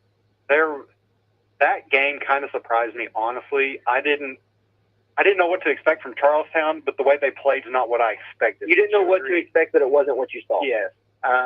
They came out, again, another program that's historically been pretty good. And they have taken a turn downhill, and I think that's probably part of the reason why Hawkins got out of there. And then to round out the regular season, Salem had their 3rd straight win with a 34-7 win against the West Washington Senators at home. Yeah, and it's always good to get that county rival win. The Senators played pretty bad. They played pretty poorly in that game. Salem played well again. I think those 3 stretches plus the one after this, I think we went from 5 really good teams to 4 really bad teams. Which is what really which goes back to what we were talking about earlier. Salem out of the gate, just punch after punch after punch to the head with the schedule, and then it's like, oh my gosh, our season turned around. Yeah, we didn't know what to expect from West Washington coming into that game. Again, I don't think it was what I expected. It was another monster game for Logan Dent. Yeah. And we just kind of did what we wanted to with them, and it ultimately ended up in a 27-point win. And then that took us to home against Clarksville in the first round of sectionals. There's not much you can say about that 67-16 win. We took care of business against a bad team. We beat a really bad team, really, really bad. You know what I mean? We won that game by 51 points. I will say from watching Clarksville so far in this, I don't think that they're a 51-point loss team this year. Which, like we said, Hawkins is coming in, taking over the Generals team this year, bringing the culture he did at Charlestown. I would expect the same thing to happen at Clarksville. One thing that stuck out to me is, just the fact of their running backs were running the ball and they would just drop it and they would just stand there and watch the Lions pick it up. They didn't want to be there. They did not want to be there. I think Clarksville turned the ball over, the four straight possessions at the beginning of the game? So it was like 2-play drives. Yeah, and it was like they received the kickoff. They were fumbled on the kickoff at one point. Their running back just literally dropped the ball. It looked like he just didn't want it anymore and let go of it. We had the JV in, I think, to start the second quarter. Yeah, that game was over at the end. That game was over before it ever even started.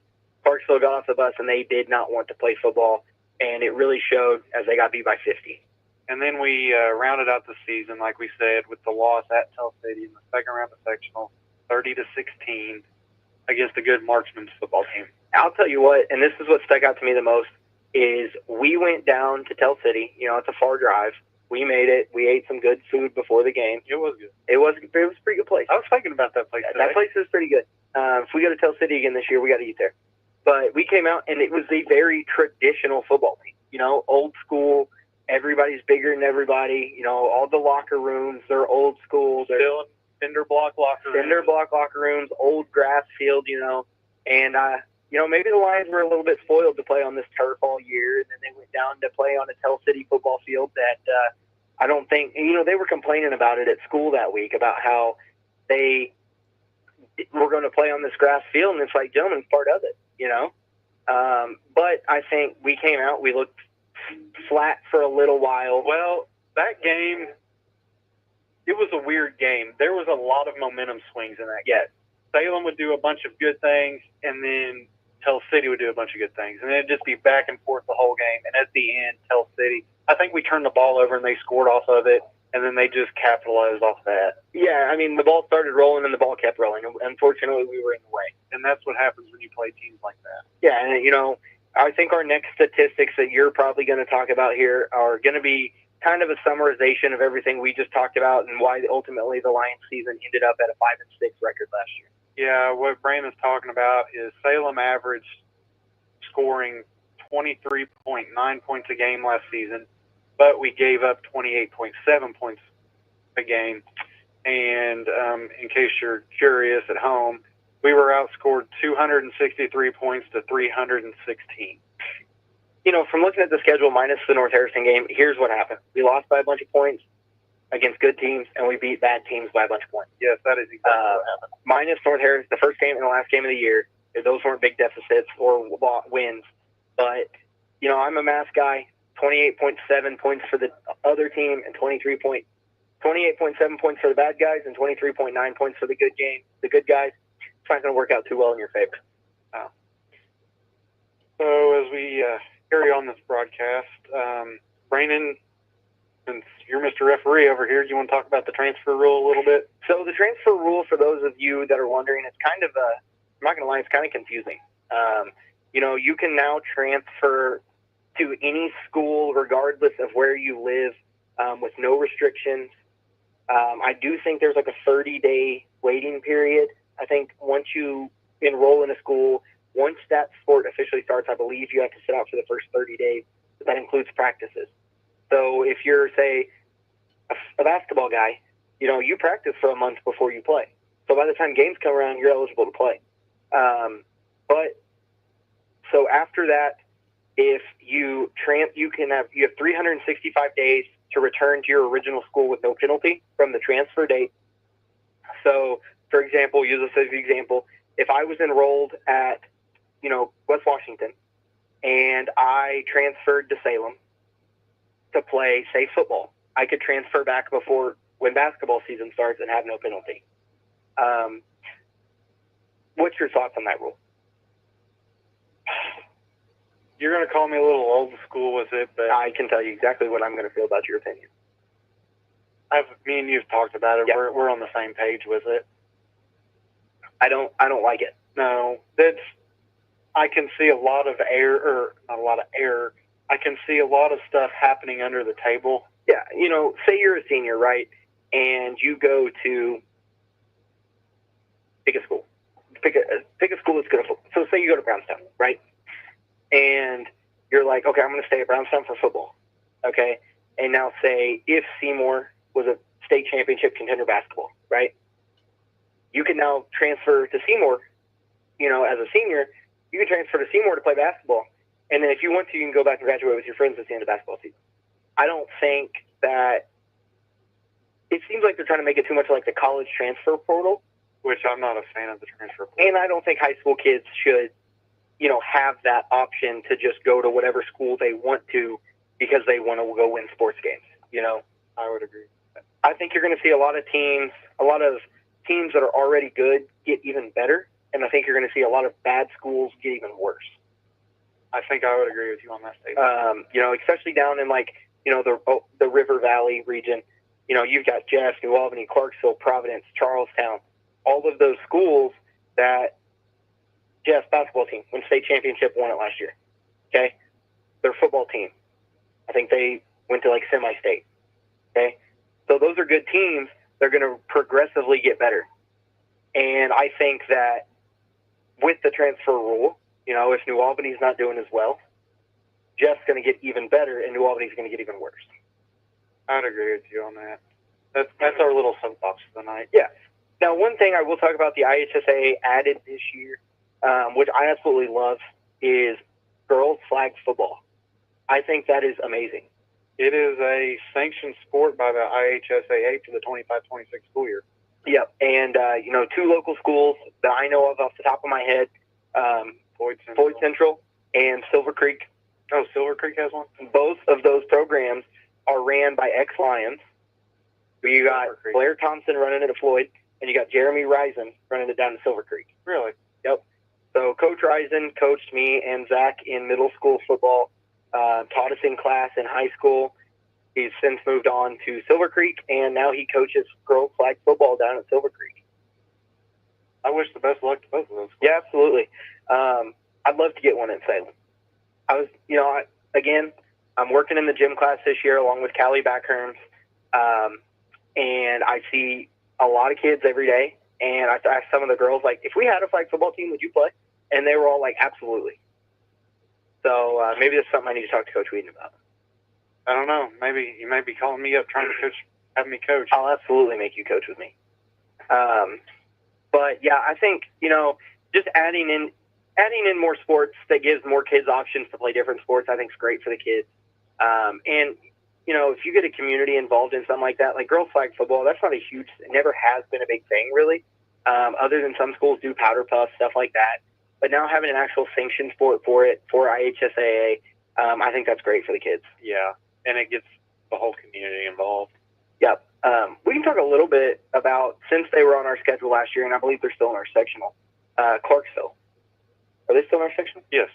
So, 67-16 last year in sectional. And that team didn't even look like a football team. The only team, I think, last year that had a season that could probably be worse than them was, and they're also in our sectional, Crawford County. Yeah. But I'm seeing, we're sitting here watching while we're talking, and Clarksville looks like a completely different football team out there. They still don't have great numbers. Their team is, the players are still smaller built. Yeah. They're just athletes. But they're coming out. They actually look like they want to play. Yeah. Historically, for the last, 10 years, they've been very bad. At least 10 years. Well, yeah, 10 years because we would have been freshmen. Yeah. Coming into 10. Yeah, they've been very bad. But with the new coaching change, looks like they've got Coach Hawkins' son out there at quarterback, and that kid throws a fantastic ball. I mean, they're airing it out. Yeah, it looks like they went to kind of more of a spread, which is very different because Charlestown never ran that under Coach Hawkins. They ran the ball the majority of it. Yeah, they never have really been. Now, there was that one year they had that lefty quarterback, and they threw the ball a lot then. It was the kid that broke his collarbone, I think, against us. I forgot about that. And that was, I think, probably the first year I did the radio, I think, with your dad. So 2 years ago, they had a kid. I forgot all about that. Yeah, they did throw the ball a lot more then, but last year they primarily tried to run the ball. But this year, looks like Coach Hawkins has taken the air raid attack over to Clarksville, and they look like they're running it pretty well. And that kind of fits. Air raid kind of fits Clarksville, because I kind of throw quotation marks up there. Yeah. Because you look at the line, they're not real big. Nope. But they have athletes on the outside. Yep. Hurry up, try and get the ball in the air, take the pressure off the line, and let the athletes be athletes. And, we watched their defense a little bit too, and I don't know that Mitchell scored. I don't remember him.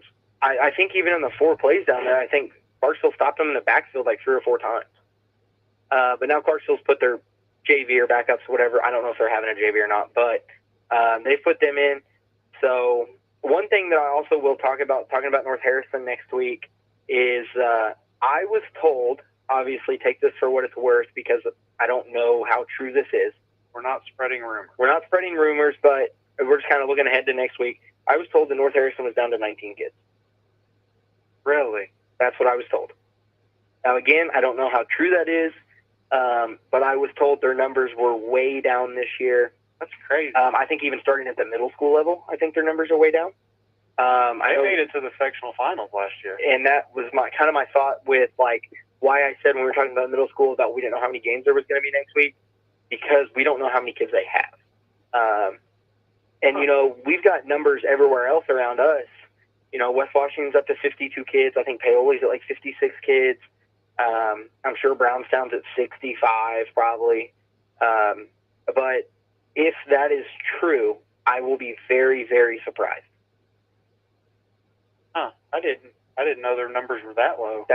Now that's what I got told, and now this is from an outsider, so who knows? We're not trying to spread rumors. We're not trying to spread rumors or be like, oh, look at North Harrison's football program, you know what I mean? But we're just pretty much talking about what exactly we've seen so far, or what we've talked about previewing next week, and that's part of it.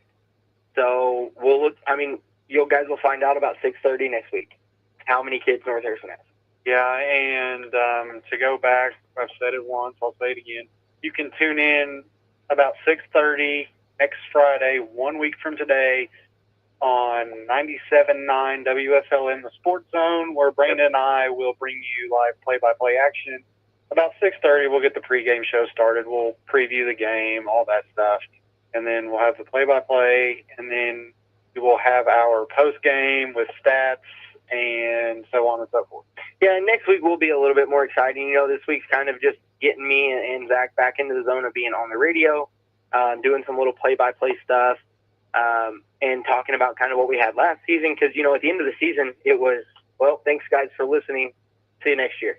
Yeah, and Brandon and I got together a couple weeks ago, and we went to Becky, and we're like, hey, we know normally there's not commentaries for the scrimmage, but what do you think about us doing it this week?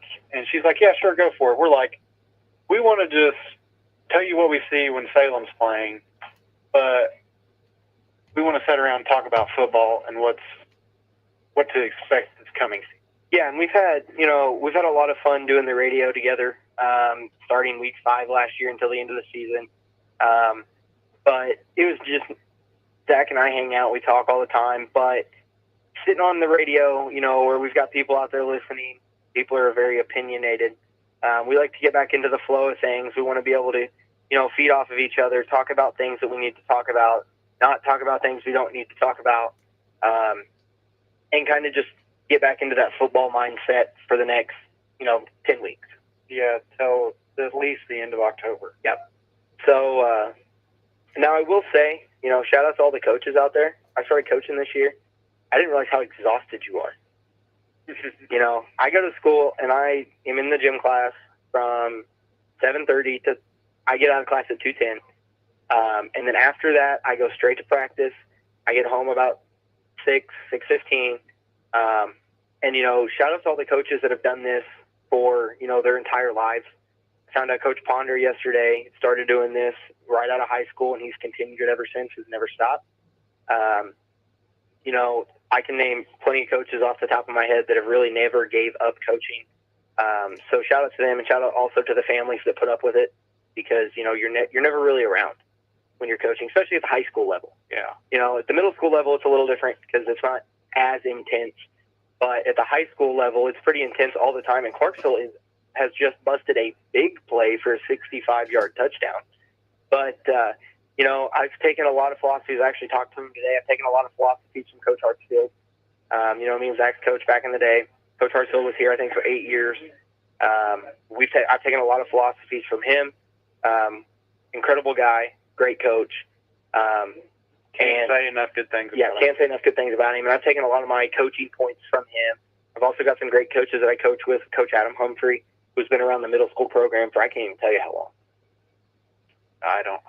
He was there before we got there, and we were there 10, 12 years ago. Yeah. So, great coaching there. Coach Ponder, again, has done it since he graduated high school. So, he's been around forever. Coach Blankenbaker's also been around forever. I think he even coached at Pekin, right, before he came to Salem. So he's been around forever. And then, of course, Ben Bowers, I think it's also his first year out of youth league. He's coached youth league because he was kids forever. But we've got a great staff at the middle school. Seems like we've got a great staff at the high school now.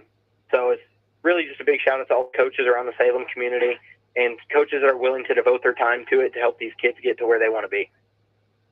And to kind of build on that, but kind of change the subject, I was talking about how many students were here for the scrimmage tonight, but there's a good amount of parents and fans in general. Didn't travel very well. Look across the field. I know. I was just thinking about that when I said it. Yeah, there is nobody in the other stands. I bet I could sit here and count them before Larry could count to 10. Probably a pretty good chance of it. Yeah, he struggles once he gets to about 7. But we love it when fans come out, support the school. The players love it. Yeah. I know when we played, we loved it. Yeah, and it's a different environment out here on Friday nights. Especially with this new field, the new press box, and everything. It's a different environment from everybody involved. And it's just glad to see the community coming out and supporting the mission here at Salem. We love to see it. And, yeah, Clarksville is a drastically different team this year. I'll be the first one to say it. They are a lot more disciplined. Yeah, their quarterback's running around, finding his open receiver. They look like they're having fun out there. They're finding their open spots, and that's what happens. And I've talked about this with some of the high school kids when we talk about Pekin and North Harrison and stuff like that. And I tell them, I'm like, hey, listen, don't be surprised if some studs come out that you've never seen before. Coaching changes change the culture of a team. And this is a perfect example of it with Clarksville. I don't think I've ever seen a Clarksville team. Now, there was that one a couple years after we graduated, or the year after we graduated. I think they won 3 or 4 games. I think they had that running back. Keyshawn Minor. Yeah, he had like the state leader in rushing yards. Yeah, he was the state leader in rushing yards for like the entire season pretty much. But other than that, I've never seen a Clarksville team be so enthused to be on a football team field as this one in front of us now. So that's great to see for that program down there. Gladly they're off our schedule for the regular season. With that being said, we can kind of circle back to what we saw in the first session out of the Lions football squad as they're starting to stretch in the north end zone because there's 3 minutes remaining here in this. Yep, and then again, Lions will be on the field against Clarksville. The Lions were the one team that got the break in between. Clarksville sat out the first game. Mitchell played 2 in a row. They sit out the third game. I'm sure they'll go back to Mitchell probably. I couldn't imagine. And then the Lions will play Clarksville in the third session here. But, yeah, it's just great to see the different changes regardless of where we're at. Salem's program's changing. Clarksville's program's changing. I'm sure Pekin's program's changing. I'm sure North Harrison's program's changing. So the MSC might be the MSC is always hard to play in general, but it might be stepping up. Yeah. Granted, West Washington's not an MSC and Pekin, but yeah, well, either is Clarksville, but they're all kind of somewhat local teams with 2 of those being county teams. So unless you're playing them that night, you want to see them be successful. And then, when Pekin and West Washington play, you just don't pick one. Exactly. You just want to watch them both play. So I will say the second team for Clarksville isn't as sound as the first team, but is a JV team ever as sound as a varsity team? That goes back to what we were talking about earlier. We talked about a lot of things earlier. Well, about how the game, a varsity game, is a lot faster. Yeah, there's a drastic difference. This session's down to 1 minute and 30 seconds here to go. So we'll continue to see here. I think we'll probably take a couple-minute commercial break here while the Generals and the Bluejackets finish up their session. We'll be back in just a couple minutes after we get a couple commercials in. But let's go ahead again and thank our TV sponsors. I'll read my phone. Our sponsors here. What? I can't hear you. There you go. Maybe one day we'll be on TV. Yeah, we'll be reading our TV sponsors then. We can, thank Coach Greenlee when we're on TV for supporting us from the other side of the booth here. I see Coach Motz over there laughing. Oh yeah. Coach Motz is always in a good mood.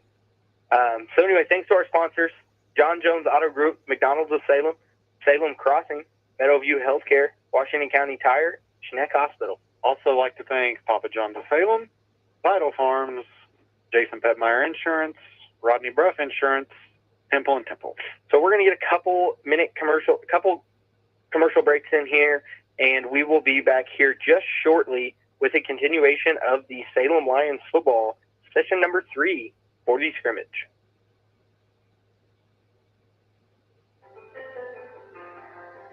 After a joint surgery, injury, or illness, Meadowview and Salem Crossing are the best choices for helping you recover. Our Moving Forward rehabilitation program offers a full range of therapy.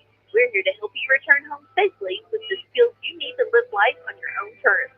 Meadowview and Salem Crossing, two great options for your rehabilitation. To learn more, visit asccare.com or call 888-996-8272.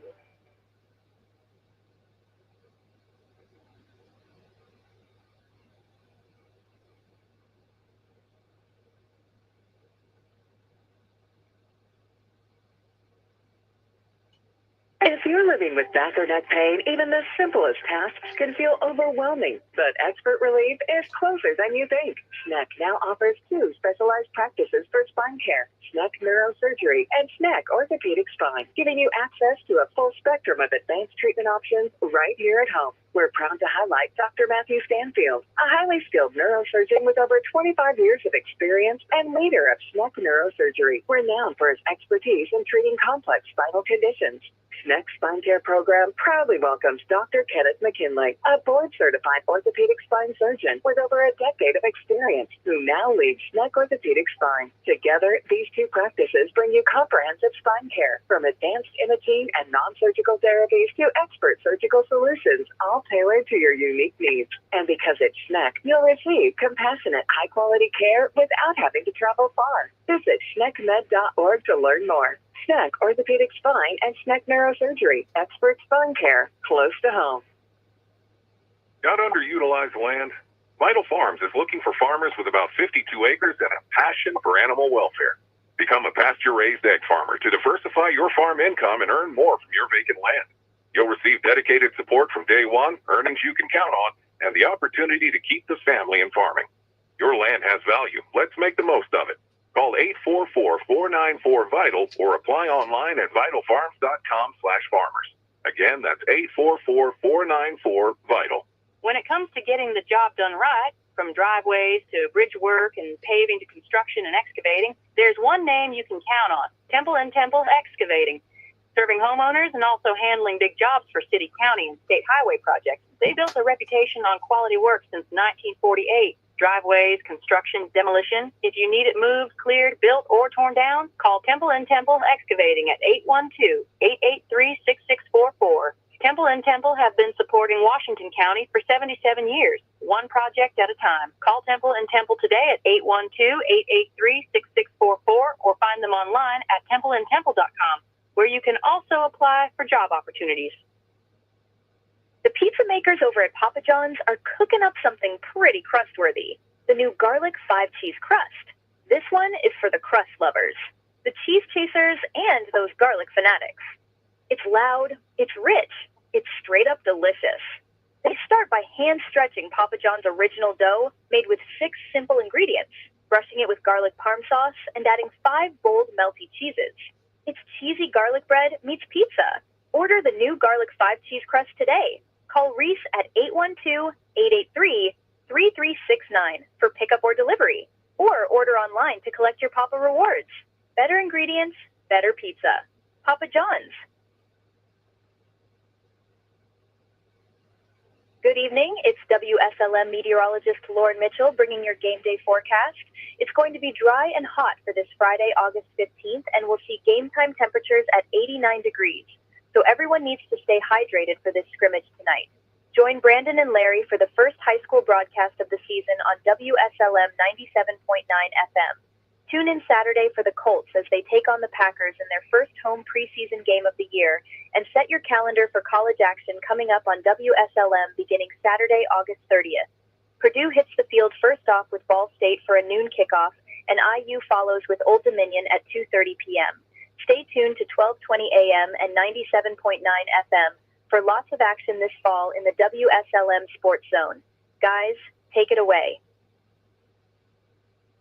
And we are back here as the Generals and the Bluejackets, I believe, are vacating the field here. And it looks like the Lions are making their way towards the sideline here.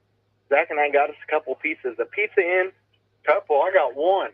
Well, I mean, a couple between us. I got one. Okay. You got one. Say, you get 2 and I got 1. No, I only got one. I don't think I've ever eaten a piece of pizza so fast. So I was trying to beat the forecast commercial. Are they just going to send Salem to the visitor sidelines, or are they going to send Clarksville? I mean, that wouldn't really make sense, I wouldn't think, but I guess since Clarksville has everything set up over here, I think that'd be okay. But, so the Generals, it looks like they're moving to the other sideline. So there's going to be a 2-minute break here between, well, actually a 2-minute and 50-second break here between the teams here. And the Lions are now coming back onto the sideline. Again, there's a decent amount of fans here for being a scrimmage for the Lions here on the Salem sideline. A lot of students over here. We'd love to see that. You'd love to see the fans come out and support the football team. You know, they bust their tail all summer. Larry, I think I see a relative of yours, girlfriend's family down there. Oh, yeah, I saw them walk in. Yep. So, but yeah, we're that was the longest way to say that possible. I figured you'd like that. But yeah, I mean, it's great to see the student section standing up here during the scrimmage. I mean, obviously there's not a whole lot going on here, but they're still loving it. A lot of youth kids out here today in their jerseys. I think their first games are tomorrow. Yeah, last week, right after our media day, they had a jamboree. That explains what we saw when we I thought they still played on Sundays, so I guess they don't. But, yeah, it's, you know, Coach Greenlee over there beside us is getting him a nice drink of some Mountain Dew over there. Oh, okay. So they normally still play on Sundays. Okay. So if your weekends are free, normally on a Sunday, come out and check out the youth programs. If your day is free tomorrow, come out and see the youth programs in their first matchup. I'm not exactly sure what time they start. 6:30 tomorrow night. So their game will start at 6:30 tomorrow night. That is going to be August 16th here at Jim Ralston Field at Paul A. Graves Athletic Stadium. First time we've said that in a long time. Yeah, that's a mouthful. Since the last time we played Clarksville. You know, big shout out to the Salem Community School System for naming this field the Jim Ralston Field. Coach Ralston put in a ton of time in this program. Even was our principal at the elementary school many, many moons ago here. But, you know, we're old enough now, I think, to say back in our day. I'm still hearing stories of people talking about when they played under Coach Ralston. Oh, yeah. People loved it. You know, it was a different world back then. Coach Ralston was a pretty tough coach. But football was a little bit different of a sport back then. Yeah, you know, Coach Ralston was a tough coach for good reason. He definitely spent his fair share of time here at the Salem Community School System. I think he's moved out of town now, but he did come back for the naming of the field. So good for him. So as Salem is getting ready to take the field here for the second session, what's one thing you're really going to be looking forward to? I think one thing I'm going to be looking forward to is just going to be back under the lights on Friday night. You know, not that we really are, but we're involved as much as we can be for the current moment. And I think it's just exciting, you know, to feel the culture on Friday nights. You know, the fans are loud, the bleachers are shaking. Luckily, our press box won't be shaking anymore. But, yeah, you know, it's a different environment, you know, a Friday night football game versus any other sport, I feel like. Yeah, a personal thing I guess I can say is when you called me and asked me to do the games, I was like, I don't know. I don't really talk enough. Well, here I am. Apparently I talk about football. I don't think I've ever seen somebody so nervous their first time on a mic as Zach was last year in his first game at Springs Valley. But after doing it, I'm like, hey, this was actually kind of fun. You know, he was typical shaking in his boots that day. You know, he actually got real nervous on the way over to Springs Valley, and he was in the back seat of the car crying, didn't know what he was going to do. That's completely made up. But, no, he was now definitely – people are going to be going around town spreading rumors. I hope so. He was definitely nervous, but, you know, he handled it well. I've always kind of been fine with talking to people, especially ones that I didn't know. And if I can't see you, then I have no reason to be nervous. I'm just talking to Zach in here. All right, it looks like Salem's going to take offense first here. It'll be similar to the first go-around that we had with Mitchell. Yep. Mitchell they're in the locker room changing. Clarksville on the visitor side with their singular fans. I hate to see that for them. I do. You know, they're out here and they are playing their tails off. They're playing and good. They've got now 2. We've made it to 2. I think I see a few more coming, but I hate to see that for these kids. 15 minutes on the clock. Salem at the line. Campbell under center with one back in the backfield. Dent and slot to the left, or his wide receiver out left. Dent in motion. There's a snap and handoff to Karras Moore up the middle, and he is brought down after about a 4-yard, 5-yard gain there for the Lions on their first play. That's going to bring up a 2nd and 5 for the Lions. Yeah, I really hope to see Salem continue to bring the enthusiasm in the second round that they did against Mitchell. Yep. And I will say, you know, now we'll actually get to see Clarksville play against us, see how they compare to last year playing against us. So Campbell breaks the huddle, comes back to the line. One back in the backfield, that's number 7, Karras Moore. Logan Dent at right slot. He's in shuffling motion. There's a snap and handoff to Karras up the middle again, who's got a giant hole, and he is right down the middle, and he is running away from the General. He is getting chased, and he is going to get caught down from behind about the 3-4 yard line. And I'll tell you what, that was big. You could drive a Mack truck through that hole. One big change I've already seen from Clarksville is last year nobody would have even tried to chase him they down. would have walked towards their sideline. Yep. Love to see, you know, you get out of the play early, you get back in the play at the end. And, you know, in a live varsity game, now they've got 4 plays. If they stop them 4 times, they've stopped a touchdown. That was a beautiful hole created by the Salem offensive line. Yeah, great run there from Karras Moore, again, a leader on the field as a senior. So they come back to the line on the 4-yard line. Campbell under center, Dent and Moore in the backfield. There's a snap and toss right to Dent, and Dent is stacked up at the line, pushes his way forward down to about the half-yard line. So it's going to be 2nd and 6 inches for the Lions here. And, again, that's another big play there from Logan Dent, just pounding it straight up the middle. That was I don't know if you saw it, Brandon, but that was a massive hit that Dent delivered to the Clarksville General. Clarksville is, again, back to the line with Salem coming to the line. Campbell under center, Karras Moore in the backfield. Dent at right slot, a receiver on both sides. And Dent in motion. There's a snap, and it's going to be a toss to Dent. And he fumbles and recovers his own fumble, it looks like. But that Clarksville kid came flying through the line, hit Dent as he caught the ball, and knocks the Lions back to a 3rd and goal from their 7. 12:45 remain here in this section for the Lions. Yep. And Lenny Wynn is coming in with the play here for Ethan. I will say the 2 things I want to see Salem improve on is penalties and turnovers. Yep. That's what killed us last year. Lions back to the line. Flex bone formation. One running back to slot on both sides. Wide receiver out left. Dent in motion. There's a snap. Fake toss to Dent. Campbell's rolling out to his left, and he's looked, and he's going to throw, and it's tipped at the line and batted down in the end zone. Almost intercepted there from the Generals. He got lucky that didn't get intercepted. Yep. So that's going to be a 4th and 7 here. And I'll tell you what, Ethan had all kinds of pressure in his face there.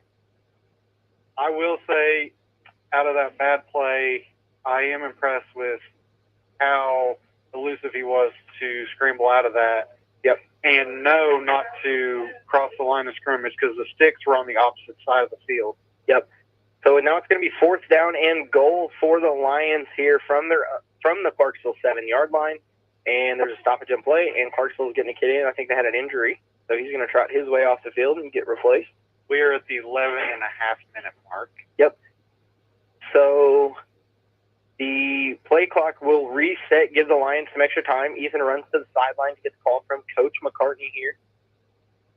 Taking the play call back to the huddle here. Clarksville's already at the line waiting for the Lions here. Campbell breaks the huddle, brings his team to the line. Peyton Shockey out wide right. Braxton Dean out wide left. Campbell in gun with Dent on his right, with Karras Moore at slot on the right.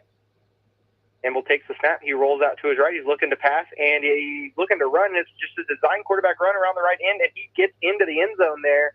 So gutsy call there on 4th and 7 for Ethan Campbell on QB power to the right side, but he beats the Generals to the sideline, and he gets in for the touchdown. I'm loving the athleticism that Ethan Campbell presented on that play here. We scored with 10.5 minutes to go. Way for him just to get to the outside and sneak inside the pylon and score. Yeah, absolutely. Ethan's another kid that I have in class every day. He was a sophomore when I first had him in class. Now he's obviously a junior. Again, takes the weight room very seriously. Him and Lenny are both in the same class. Very serious kids. No, I lied to you. Harris and Lenny are in the same class. Lenny is in with a lot of the other football kids, but he takes the weight room very seriously. Love to see it. He's a great kid to have in class. Have no issues with him whatsoever. So it's great to see, our quarterback's not acting a fool in class. Never want that. Nope. Campbell back to the line in gun with, I think that's Karis Moore on his left side. There's a snap, and he's going to roll out left again with QB power. He's around the left side, delivers a blow to the Clarksville corner, who sticks with it and drives Ethan out of bounds. And there's a flag. There's going to be some extracurriculars on the field again here on the near sideline. About the same spot, the little scuffle with Mitchell. That spot must be cursed, but I will say Ethan lowered his shoulder, delivered a blow to the Clarksville kid, but the Clarksville kid stayed with him and pushed him out of bounds, and then I don't know what happened after the play, but obviously it was something that shouldn't have happened. Logan Dent was the back in on that play. He did a nice job setting the edge. Unfortunately, was it the linebacker or was it the corner that came up and made the good tackle? I think it was the corner. So that's going to be a 15-yard penalty there on Clarksville.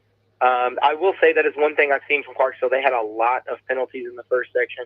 Already starting out with one here. But the Lions are back to the line with Braxton Dean under center. And that's going to be, I think, Ethan and Ethan and Karis in the backfield. So here is the snap to Dean. There's a snap. He tosses it's Dylan Walters in the backfield. He takes the pitch from Braxton. He bounces around the right side. He finds a little bit of a hole, gets his way moving forward, and he's going to go to about 11-yard pickup there for the sophomore, and that's going to give the Lions another first down. You love to see it when a sophomore can run with that kind of attitude in a varsity game. Yep, absolutely. Good to see we're getting some different kids in different positions here. So Braxton's going to come back to the line with his team under center. Waylon Foster out wide right, and Lenny Wynn out wide left here. Karis Moore in the backfield. Dylan Walters at slot position. Fullback on the left side. Braxton under center. Takes the snap. Eventually. There's Walters in motion. Braxton takes the snap. Pitches out to the left, and Dylan is almost drugged down by the face mask. He did get grabbed by the face mask, so that's going to 4 flags on the field. Yeah, there's flags flying everywhere. I'm not exactly sure if they're on both teams here or what, because some are in the secondary, some are at the play. So we'll see what happens here. You could tell that was a face mask. Yeah. Personal foul, face mask on Clarksville, and that's 4 flags for 1 call. Okay, let's see what's going on here. So that's going to add on 15 yards to the end of the run. Again, another big hard run there by Dylan Walters, the sophomore. 8.5 minutes remaining. Yep. This period. Yep, so now that's going to give the Lions another first down here. And I'll tell you what, Clarksville stopped that play in the backfield. Again, just stupid penalty, tackling up too high. So 1st and 10 for the Lions on the Clarksville 25-yard line. Dean now in gun. Karis Moore at slot back with Dylan Walters to Dean's left. Wide receiver out right, wide receiver out left. There's a snap to Dean. He hands it off to Dylan. He's got a big hole to run through. He runs through it, and he is just going to race his way down to the 3-yard line where he's pushed out of bounds by a general. So that's going to be another first down for the Lions, and that's going to be a 1st and goal on the Clarksville 3-yard line. I tell you, Brandon, the attitude that the Lions offensive line is bringing is really opening up some good-sized holes for the running backs to go through. Yeah, I will say, one thing I'm impressed with Dylan Walters, the sophomore, running as hard as he is. And the line's playing great for open up some big holes that they are able to run through. Which we didn't see a lot of that last year. Nope. So Dean under center, Walters and Moore in the backfield. There's a snap handoff to Moore up the middle, and he's just going to walk into the end zone through a tackle. So that's going to be another touchdown for the Lions here. And we have 7:15 to go here in this first offensive session for the Lions. And they're going to take their time getting back to the 35 where they will run the next plays from. I tell you, Clarksville's really starting to look tired over there. Yeah, they are. Which, granted, they were back-to-back. Which probably does, in this kind of weather and everything, it's first game of the year. But, next week they're going to be on the field, the whole game. So, right. You can't really get tired in a varsity football game. Or you're going to end up getting beat by 40. Right. So the Lions are taking a little bit of a water break here as they get back to about where they're going to start their offensive drive here. I'll tell you what, the offense looked pretty good there for the Lions. Yeah, after watching them so far tonight, I'm kind of excited to see how the season unfolds for the Lions. Made a couple changes there. Campbell, the starting quarterback, came to the sideline. We got Braxton Dean some playing time under center here. Good to see that we've got two viable options there at quarterback. Obviously, we know that Braxton's mainly a wide receiver, but good to see that we've got a couple different options there in the backfield to kind of throw off some defenses. Braxton, of course, a name we called several times last year, led the team in receiving yards. He played both ways last year, I believe. He played both ways last year. Just an all-around athlete, plays multiple sports. I know he plays basketball. Yep, runs track. So he's a year-round athlete. He was either a regional or semi-state qualifier last year at hurdles. He, like we said, he's a senior. He's one of the 8 seniors. We'll announce him one more time before the end of the night. But yep. So the teams are making their way back onto the field here at the 35-yard line. The Lions will still have possession of the ball on their own 35. 7:06 here to go in this offensive session for the Lions. And Dean back in at quarterback. He breaks the huddle and brings his team to the line. Peyton Shockey out to the left. Rory Davidson out wide right. Harris Moore, and I'm not sure who else it is in the backfield. I think it might be Dent. I'm not sure. Dean under center takes the snap, tosses it out to Karras around the left side, who cuts it back up to the right, and he's getting a lead block from his quarterback, and Karras is down the middle of the field, and he is chased down from behind by a Clarksville kid, and he's going to be down to the 30-yard line after about a 35-yard pickup there for senior Karras Moore on the big run. Yeah, if he wouldn't have got tripped up there by the ankles, he was gone. Yep. They, our line has done a great job of getting some big holes for our athletes and getting them through there. Love to see Braxton 35 yards downfield, after pitching the ball to lead block there. Lions come back to the line. Braxton Dean in gun with Karras Moore on his right and Grayson Perry as the up back. Then he went out to the left, Peyton Shockey out to the right. And there's the snap. And no. It's going to be offsides on the corner on the other side of the field. That was not Peyton Shockey. That is Rory Davidson. But the corner lined up across from Rory on the far side of the field jumped off sides. Rory, another senior on this Lions squad, number 10. He's a receiver. He actually scored last year on a special teams play in the Clarksville game in sectionals. Yep. Punt, right? Yep, recovered it and walked into the end zone. So the Lions offense here is now getting their play called in the huddle. Breaks the huddle, comes to the line. Braxton Dean again under center. It's going to be Grayson Perry and Karras Moore in the backfield behind Dean. Line is set, and there's the snap, and it's going to be a toss to the right to Karras, who cuts upfield, breaks the tackle, drags his general across the 20-yard line down to the 18-yard line. So that is going to bring up another first down for the Lions on the Clarksville 18-yard line. Braden Stafford the offensive lineman had his man drove 10 yards down the field and on his back. That is some blocking you love to see. I believe Bryden is a sophomore, if I'm not mistaken. What number is that, Larry? 77. Yep. Oh, he's a junior. Okay. So Bryden comes in as a junior. Good to see. He's a big kid. I passed him in the hallway the other day, and he's a big kid. And he is also running onto the field as we speak. Yep. I think Ethan Campbell is now in at wide receiver to the left, running his guy down the field on a block. And there's going to be a big run there from Grayson Perry to the left side. Great block from Ethan Campbell on the outside here. Again, it was just kind of a little toss play to the left, and he had some room to run. Coming up on 4 minutes here. One thing I will appreciate is how well both quarterbacks are playing right now. Yeah. It's not that common to have two people who haven't had many reps in a varsity game play quarterback the way they are. Yeah, Braxton's never played quarterback. He played wide receiver all last year, so good to see he's getting it. So Dean under center here. Ethan Campbell spread out wide right. Grayson Perry in the backfield. There's a toss around to Peyton Shockey, who cuts it up and runs over a kid into the end zone. And Peyton is not a very big kid, but he just absolutely... That's the hardest kid I've seen in a while. He just lowered his shoulder and absolutely flattened a kid on the goal line. And that's going to be another touchdown for the Lions. And I'll tell you what, these 3 first drives for the Lions in this session have been, we've killed some time too. About 4 minutes per drive here. And about as good of a drive as you can ever ask for. You love a good, smooth, clean drive. When you're not fumbling the ball or getting penalties on offense and stuff like that, that's pretty great. So now it looks like the Lions JV offense is going to be in. Yeah, we're at 3 minutes here. Yep. 3 minutes exactly to go here in this session. Again, after this, we will see 4 offensive plays starting at the 10-yard line for the Lions, and then we will move into defense. Little change up for the JV here. We've got freshman Mason Quinlan in at quarterback here for the Lions JV. Bladen Henderson has now moved to tailback. Mason under center with Henderson behind him. There's a snap, toss out to number 9, Dylan Walters, who cuts back across the field, getting a huge block from his quarterback, and Dylan Walters is down the left sideline. He's cutting back. He's got his whole team behind him, breaks another tackle, and he is thrown down at the 12-yard line. But what really busted that play was the freshman quarterback just putting the kid on his back.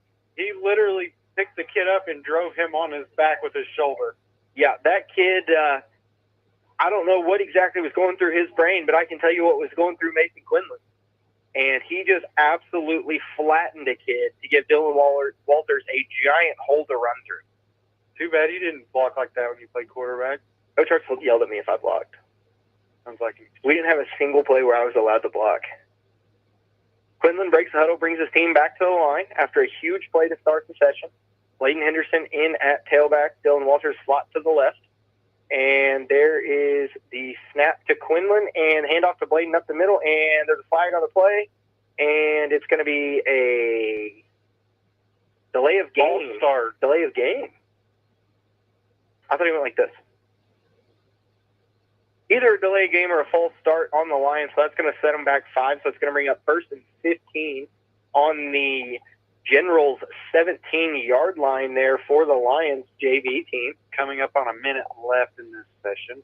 We talk about kids in class. I have Mason Quinlan in class this year, and he takes the weight room seriously, and it showed on that block.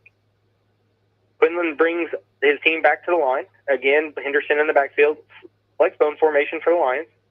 There's the snap. Quinlan drops back looking to throw, and he's just he had nowhere to go. They busted. Oh, there's a flag on the play there. Flag coming in late there. Not sure what that was, but Mason didn't have anywhere to go, and he did the smart thing, just tucked it to the back. Yeah, like we said, you don't want to make a bad play worse. No, you can take a sack on 1st down, but you don't want to take it really much later than that.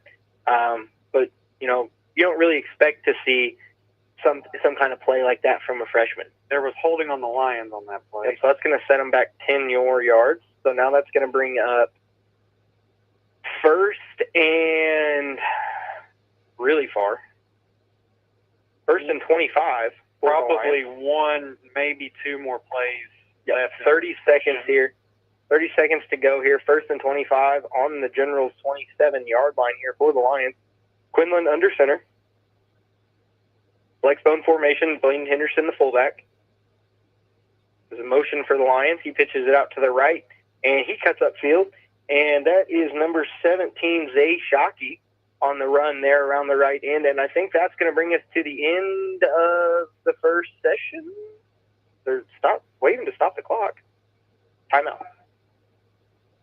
Clarksville takes a timeout, 1.2 on the clock. If the timeout was in before then, we'll see if they adjusted. I don't know if it's going to matter. I don't think they probably won't. But I'll take this quick second to bring this up because we didn't get to talk about it earlier. But Mitchell, their coach this year, is Zach C. S-E. He is 1-9. This is last year they went 1-9, and that was his first season as a head coach. Their lone win was a 45-24 season at home against Crawford County in Week 5. All you can really say about the Mitchell Bluejacket team right now is they're in the rebuilding phase. Yeah. They've had some down years. They put a new head coach in. They're trying to build a program out there, which is totally respectable. I saw a little more aggression out of Mitchell this year than I did this time last year. Yeah, I didn't see the scrimmage last year, so I don't really have an opinion on that. But it looks like they're going to let them run a play, right?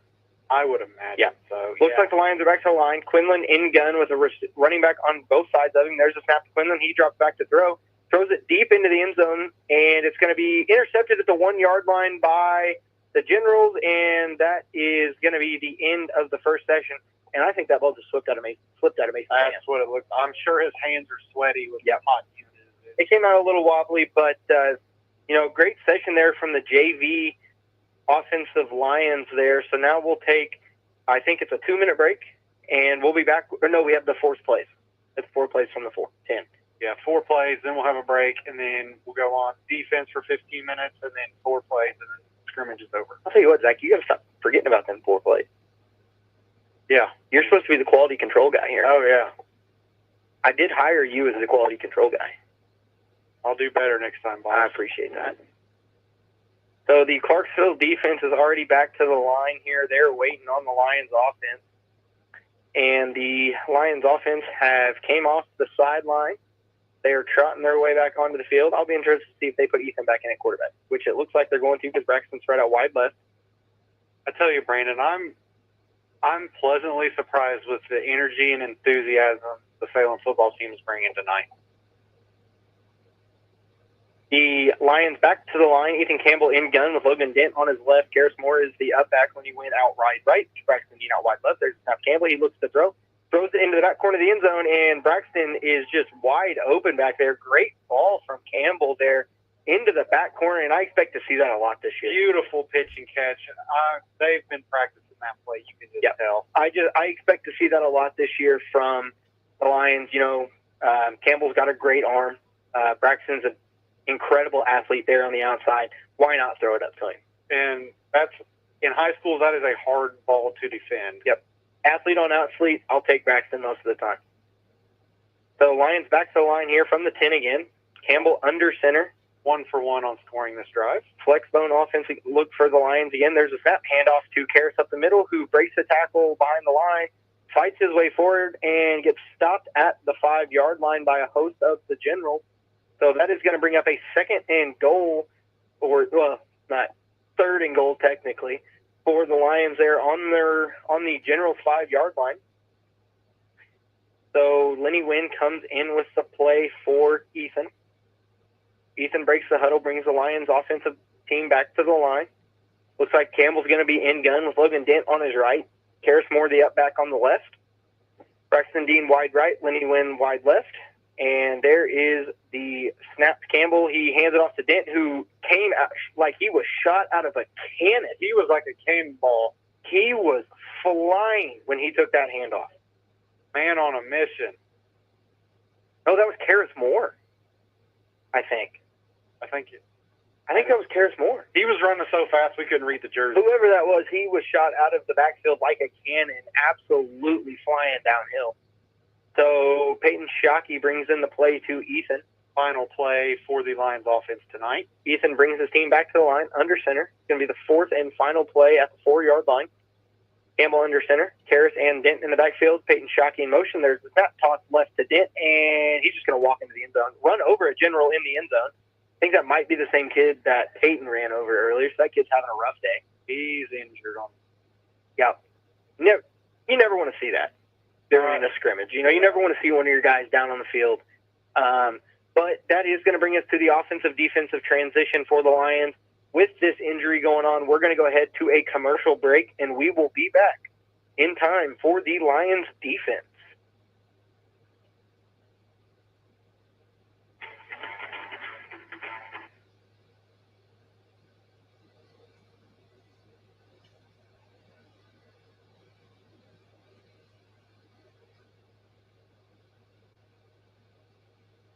Get to Boyd County Tire and Salt. Big or small, big service salt. They have the name brand tires, to keep it cruising on down the road. They got tires for driving me. They even got them for your farm machine. You can call them day or night. Do Boyd County Tire does it right. Big or small, we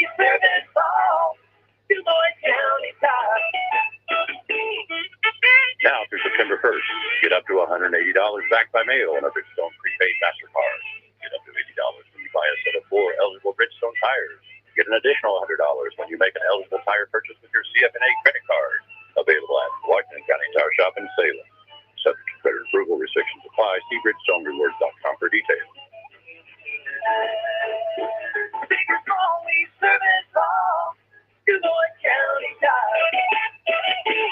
The pizza makers over at Papa John's are cooking up something pretty crustworthy.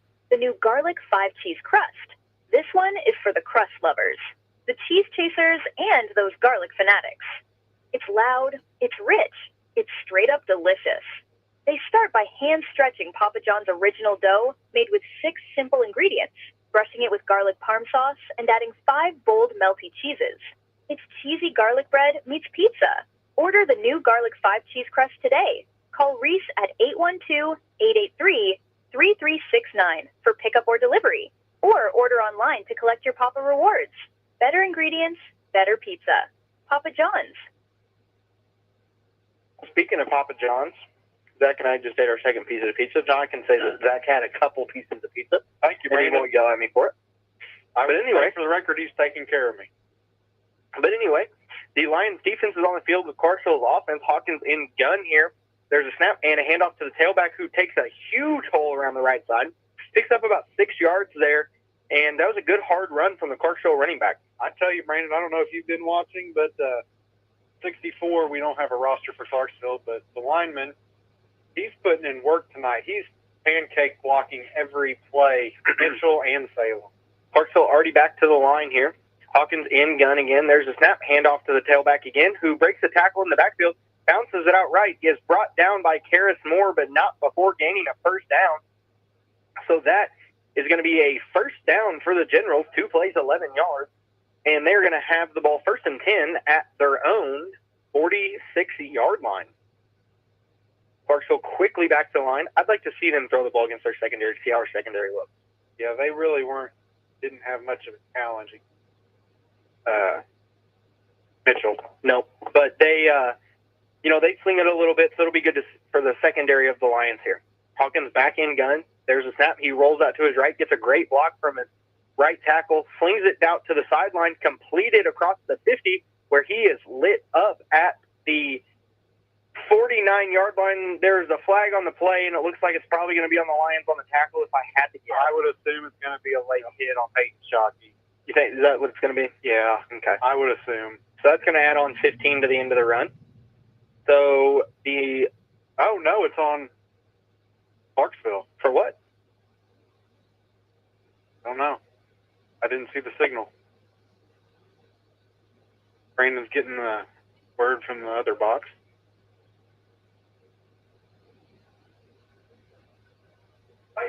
Unsportsmanlike on Clarksville, a kid threw a punch. Brandon and I, neither one of us saw it. I'll tell you what, that wasn't a very exciting punch, though. There was a pitch there to number 11 for the Generals, who questionably fumbled the ball. I think he was down. He definitely was. So, but he does pick up 5 yards there. 12:50 remaining here for the Clarksville offense. So that's going to bring up 3rd and about 16 for the Generals here on their own 40-yard line. I'll tell you, Clarksville from last season to this season, they're getting the play calls in a lot faster. Yeah. They got the wristbands. They're getting the calls in. Hawkins back in gun. Motion to the right sets the Generals up in trips right. One receiver to the left. There's a snap to Hawkins. He drops back to throw it. Throws a deep ball, and it is a beautiful one to his receiver who just didn't catch the ball. It's a great ball there from Hawkins. The receiver just didn't go get it. Lenny Wynn was in great coverage there as well, but Lenny helped to get some separation there with the ball from the receiver. Yep. I'm really impressed with this Hawkins kid. I am too. I don't know what grade he's in, but he looks impressive out there right now. Like we said, Clarksville didn't send in a roster, so we don't know. Yep. Hawkins brings the Generals back to the line. Tight trips on the right, one wide receiver out left, running back in the backfield. There's a snap, handoff to the running back, and he runs through a hole up the middle. He picks up about 6 yards back to the original line of scrimmage, and that's going to be the end of that drive for the Generals. So they will take over 1st and 10 on their own 35. 11 minutes and 30 seconds to go here. One thing that I like seeing is all of the different kids involved in the media around the school. Yeah, I would agree with you. You know, we've got a bunch of kids taking pictures on the sideline, so that's just great to see. You know, kids want to be involved in any way they can be. 11 minutes here remaining here for the Clarksville offense as they get to play in. Generals back to the line. Hawkins in gun, running back to his right. 2 wide receivers out left, 1 wide receiver to the right. Motion to the right. There's a snap and this little jet pass to the slot receiver, and he just got lit up at the line. He does pick up a yard, so it's going to be a 2nd and 9 for the Generals on their own 36-yard line. 3 Lions in on that tackle. That's what you love to see. At least 3 guys with the ball. The Lions are flying around right now. You love to see that. With the coaches that Coach Pennington brought in, we know them personally, and they bring energy to the final. Clarksville back to the line. True spread formation here, 5 wide. Hawkins in the backfield by himself. And there's the snap to Hawkins. He drops back looking to throw, and he pulls it down, throws it again. And the ball is caught for a gain of about 3 yards on a little hitch route to their wide receiver. And that's going to bring up a 3rd and 6 for the Generals on their own 39-yard line. It's a wonder that Clarksville receiver even caught the ball. As soon as that ball touched his hands, the corner was making a big hit on him. I believe it was Peyton Shockey. I'm just, Lions defense is playing great, but Clarksville is getting a little momentum going, and that's definitely something we haven't been able to say in the last 9 or 10 years.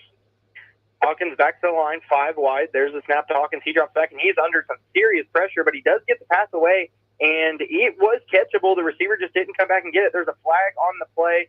Don't know who that's going to be against. I think there were some extracurriculars going on. There was, and I don't know who it's against, but it's going to be against the Lions. That's going to be senior Waylon Foster with the unnecessary penalty there after the play. I think there was some jawing that went on after the play. That's just something you hate to see from a senior there. And that goes back to what we've been saying all night. Penalties were costly for us last year. We need to eliminate them this year. One thing I want to bring up is if this was a real football game, that would have been 30 yards in unnecessary penalties so far in this game. Yeah. So the Generals are back to the line now, 1st and 10 on the Lions side of the field at the 46. Trips left here for the Generals, 1 wide receiver outright. Hawkins in gun. There's a snap. He drops back looking to throw, and he throws a deep ball, and he just kind of threw it up with a prayer. And that's Peyton Shockey, who's not very big, but he went up taller than the receiver did to bat that ball out of bounds. Yeah, if you were tuning in to the game on a live stream, you would have thought the ball was being thrown to Shockey. Yeah.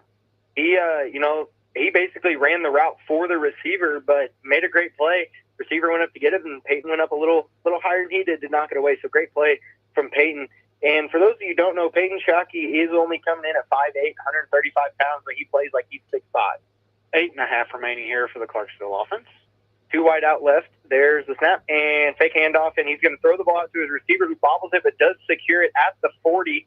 So that's going to bring up a 3rd and 4 for the Generals. That's a 6-yard gain there and a big hit from freshman Mason Quinlan. I don't know if you've been paying attention, Brandon, but every time there's a big hit, the student section is getting involved. I'll tell you right now, that kid is trying to earn some varsity time as a freshman.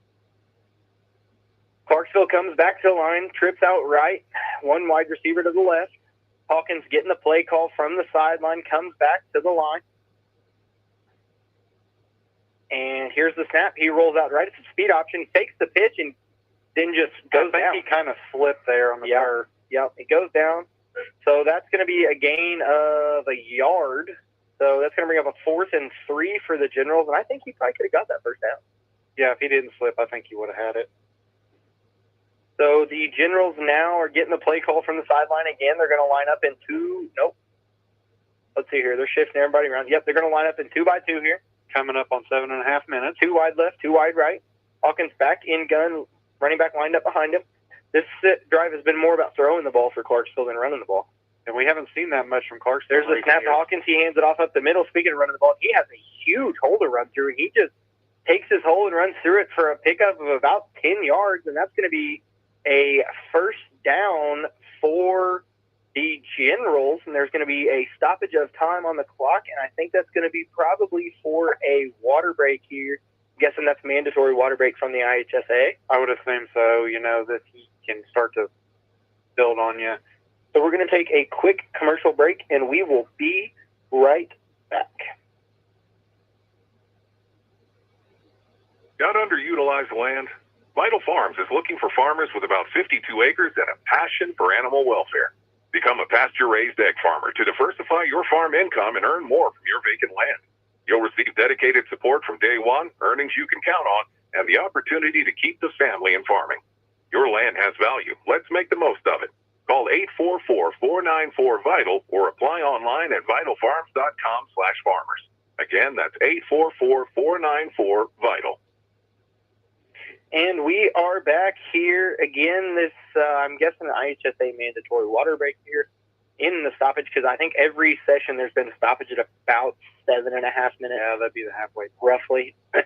So the Clarksville offense is making their way back onto the field. Looks like they have the same personnel in. The Lions defense is back on the field again. I think the same personnel in for this. Again, I've been impressed with Mason Quinlan's play today as a freshman. You love it when a freshman comes in and is willing to put in the work and showcase his abilities. And I can tell you right now, that kid is all about this. I was talking to him in school, and he is loving it.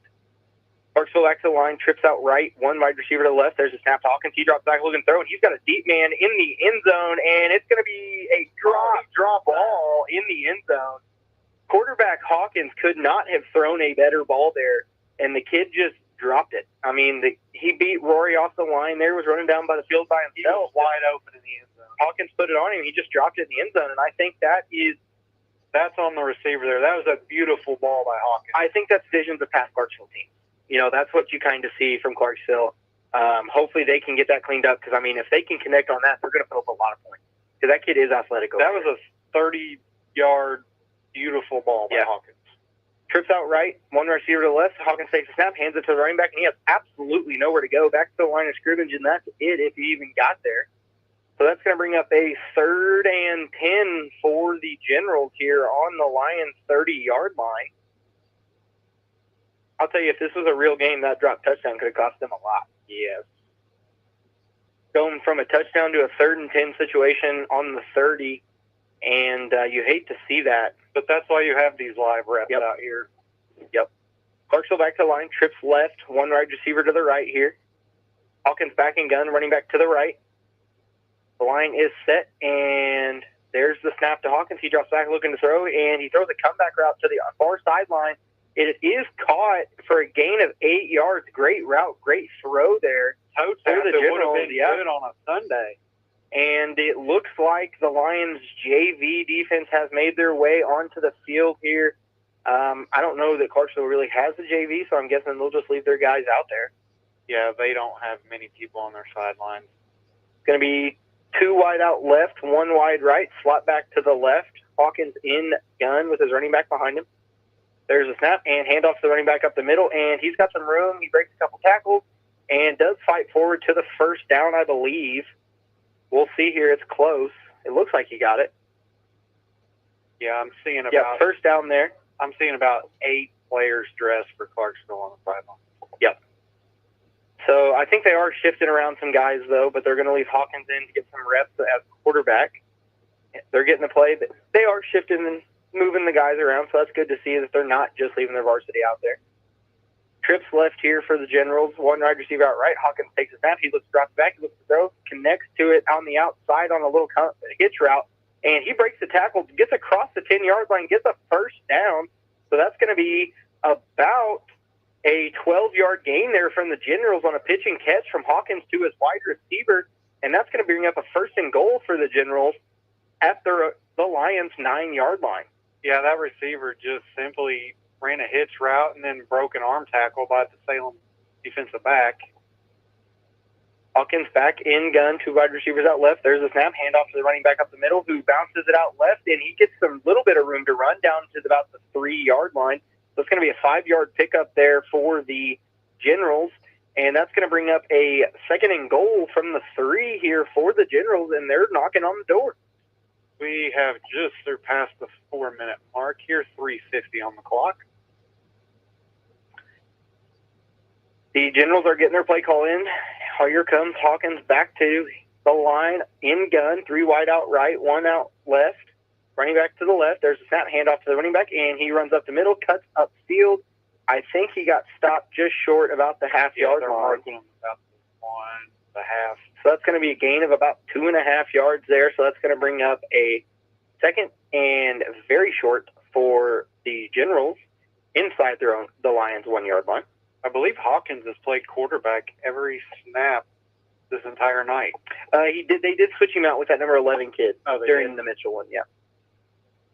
I was wondering if they were going to do that here, but they put 11 in at running back. Hawkins back to the line, 2 wide out right, 1 wide out left, running back in the backfield behind him. There's a snap handoff to the running back who walks his way into the end zone, and that was some great blocking from the offensive line of Clarksville there. Yeah, number 20, the running back, was untouched in the end zone. And they had about, the Clarksville offensive line pushed the JV line back about 4 or 5 yards there. So that's good to see from the Generals that they're getting some blocking in. We do love to see the JV getting live reps, though, because you never know what's going to happen in the regular season. I'm trying to open this window, Zach. Shut over there and see what happens. He's in charge of breaking it. Oh, it was already open. How about that? Thanks, Mr. Petmeyer, for the wise words there on the window and also for being a sponsor of WSLM Sports Zone. So now we've got the window open up here. It's getting some breeze in here, Larry. 2 minutes remaining here for the Clarksville offense. There are some substitutions. Number 4 for the Generals going out. Clarksville's making some substitutions here probably the last drive. Yes, I would say so. Hawkins back in the gun formation, 2 wide receivers to the left, 1 wide receiver to the right. There's a snap to Hawkins. He takes the handoff, looking to pass, has nowhere to throw it to, scrambles out to the right, and he just slides down after a smart move. Yeah, he was one-on-one with the corner. Scrimmage, you don't take unnecessary hits. So that's going to be a great, smart play there after a gain of 3 from Hawkins there. I'm going to shut this window because it was getting loud out there. Are you okay with that, Zach? I didn't really see the need to open it to begin with. We just haven't had it open. Figured we might as well try it. Might as well do it on the air. You're here live, folks. Clarksville, there's a snap, little jet pass to their wide receiver who tried to cut it back, didn't have anywhere to go. Braden Hankins' helmet rolled off of his head. I'm not sure what happened there. His head's rolling around. Yeah, it is.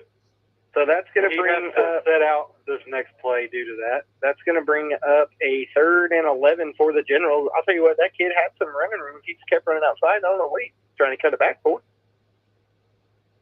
Hawkins brings his team back to the line here. 2 wide out to the right, 1 wide to the left. 30 seconds remain here. Probably the last play, maybe 1 more. Don't forget about them 4 plays inside the 10. I didn't forget about them. You tried to. Oh, yeah, I did. I think the Generals are just going to move down to the 4 plays. I think they're just going to go ahead and give it up. I don't blame them. Yeah, there's not really a reason to run any more plays. So we got 4 more plays here tonight, folks, and that's about all you'll really get for another week at least. Yep. Again, our broadcast tonight's been kind of more fun than anything. So tonight is about, just getting out, getting back on the radio, getting some talking in. But next week we will return to full-blown action here. It will be a little bit more serious next week. Tonight's just about us having fun, getting back on the radio. So join us next week as we're going to be away at Clarksville. North Harrison. I'm sorry, I knew that. I was just testing Zach for anybody listening, making sure my quality control guy's still on top of it. So, but yeah, we're going to be on the road at North Harrison, I believe. We'll go on about approximately 6:30. We'll have our pregame show, kind of highlight the game, play-by-play from Brandon. Yep. And then we'll have our postgame, and I will start keeping stats for that game, and I'll try to provide the stats to the best of my ability. Trying to get a little bit more information on on North Harrison during the warm-ups there. Again, we don't really know what to expect just because we've heard so many rumors about them. Yeah, we've heard rumors. We don't want to get into that because we don't want to provide false information. Yeah, So Anyway, it looks like the Generals are getting back to the line here for their 4 plays inside the 10 that Zach didn't forget about. I did not forget them. Clarksville's making some substitutions here, got some new guys on the field. Hawkins back in gun, 2 wide receivers out left, 2 wide out right. Running back lined up behind him. There's the snap. He drops back looking to throw. He throws a wheel route or a slant route, and it was a great ball to the wide receiver into his hands. That's the same kid that dropped the fade ball in the end zone earlier, and that's going to be a touchdown on the first play for Clarksville. There was a man in Hawkins' face, too, when he threw that ball. He absolutely ripped that into just a little window there to the wide receiver. And this kid, I'll tell you what, if I had seen this kid playing, I would have never known that he's not played quarterback, because he didn't play quarterback last year for Charlestown. Really? Nope. I don't think. Hawkins. There's the snap, handoff to the running back, and he's brought down basically at the line of scrimmage, and that's going to bring up the third play from the 9 for the Gypsies. We are coming up here on the third play.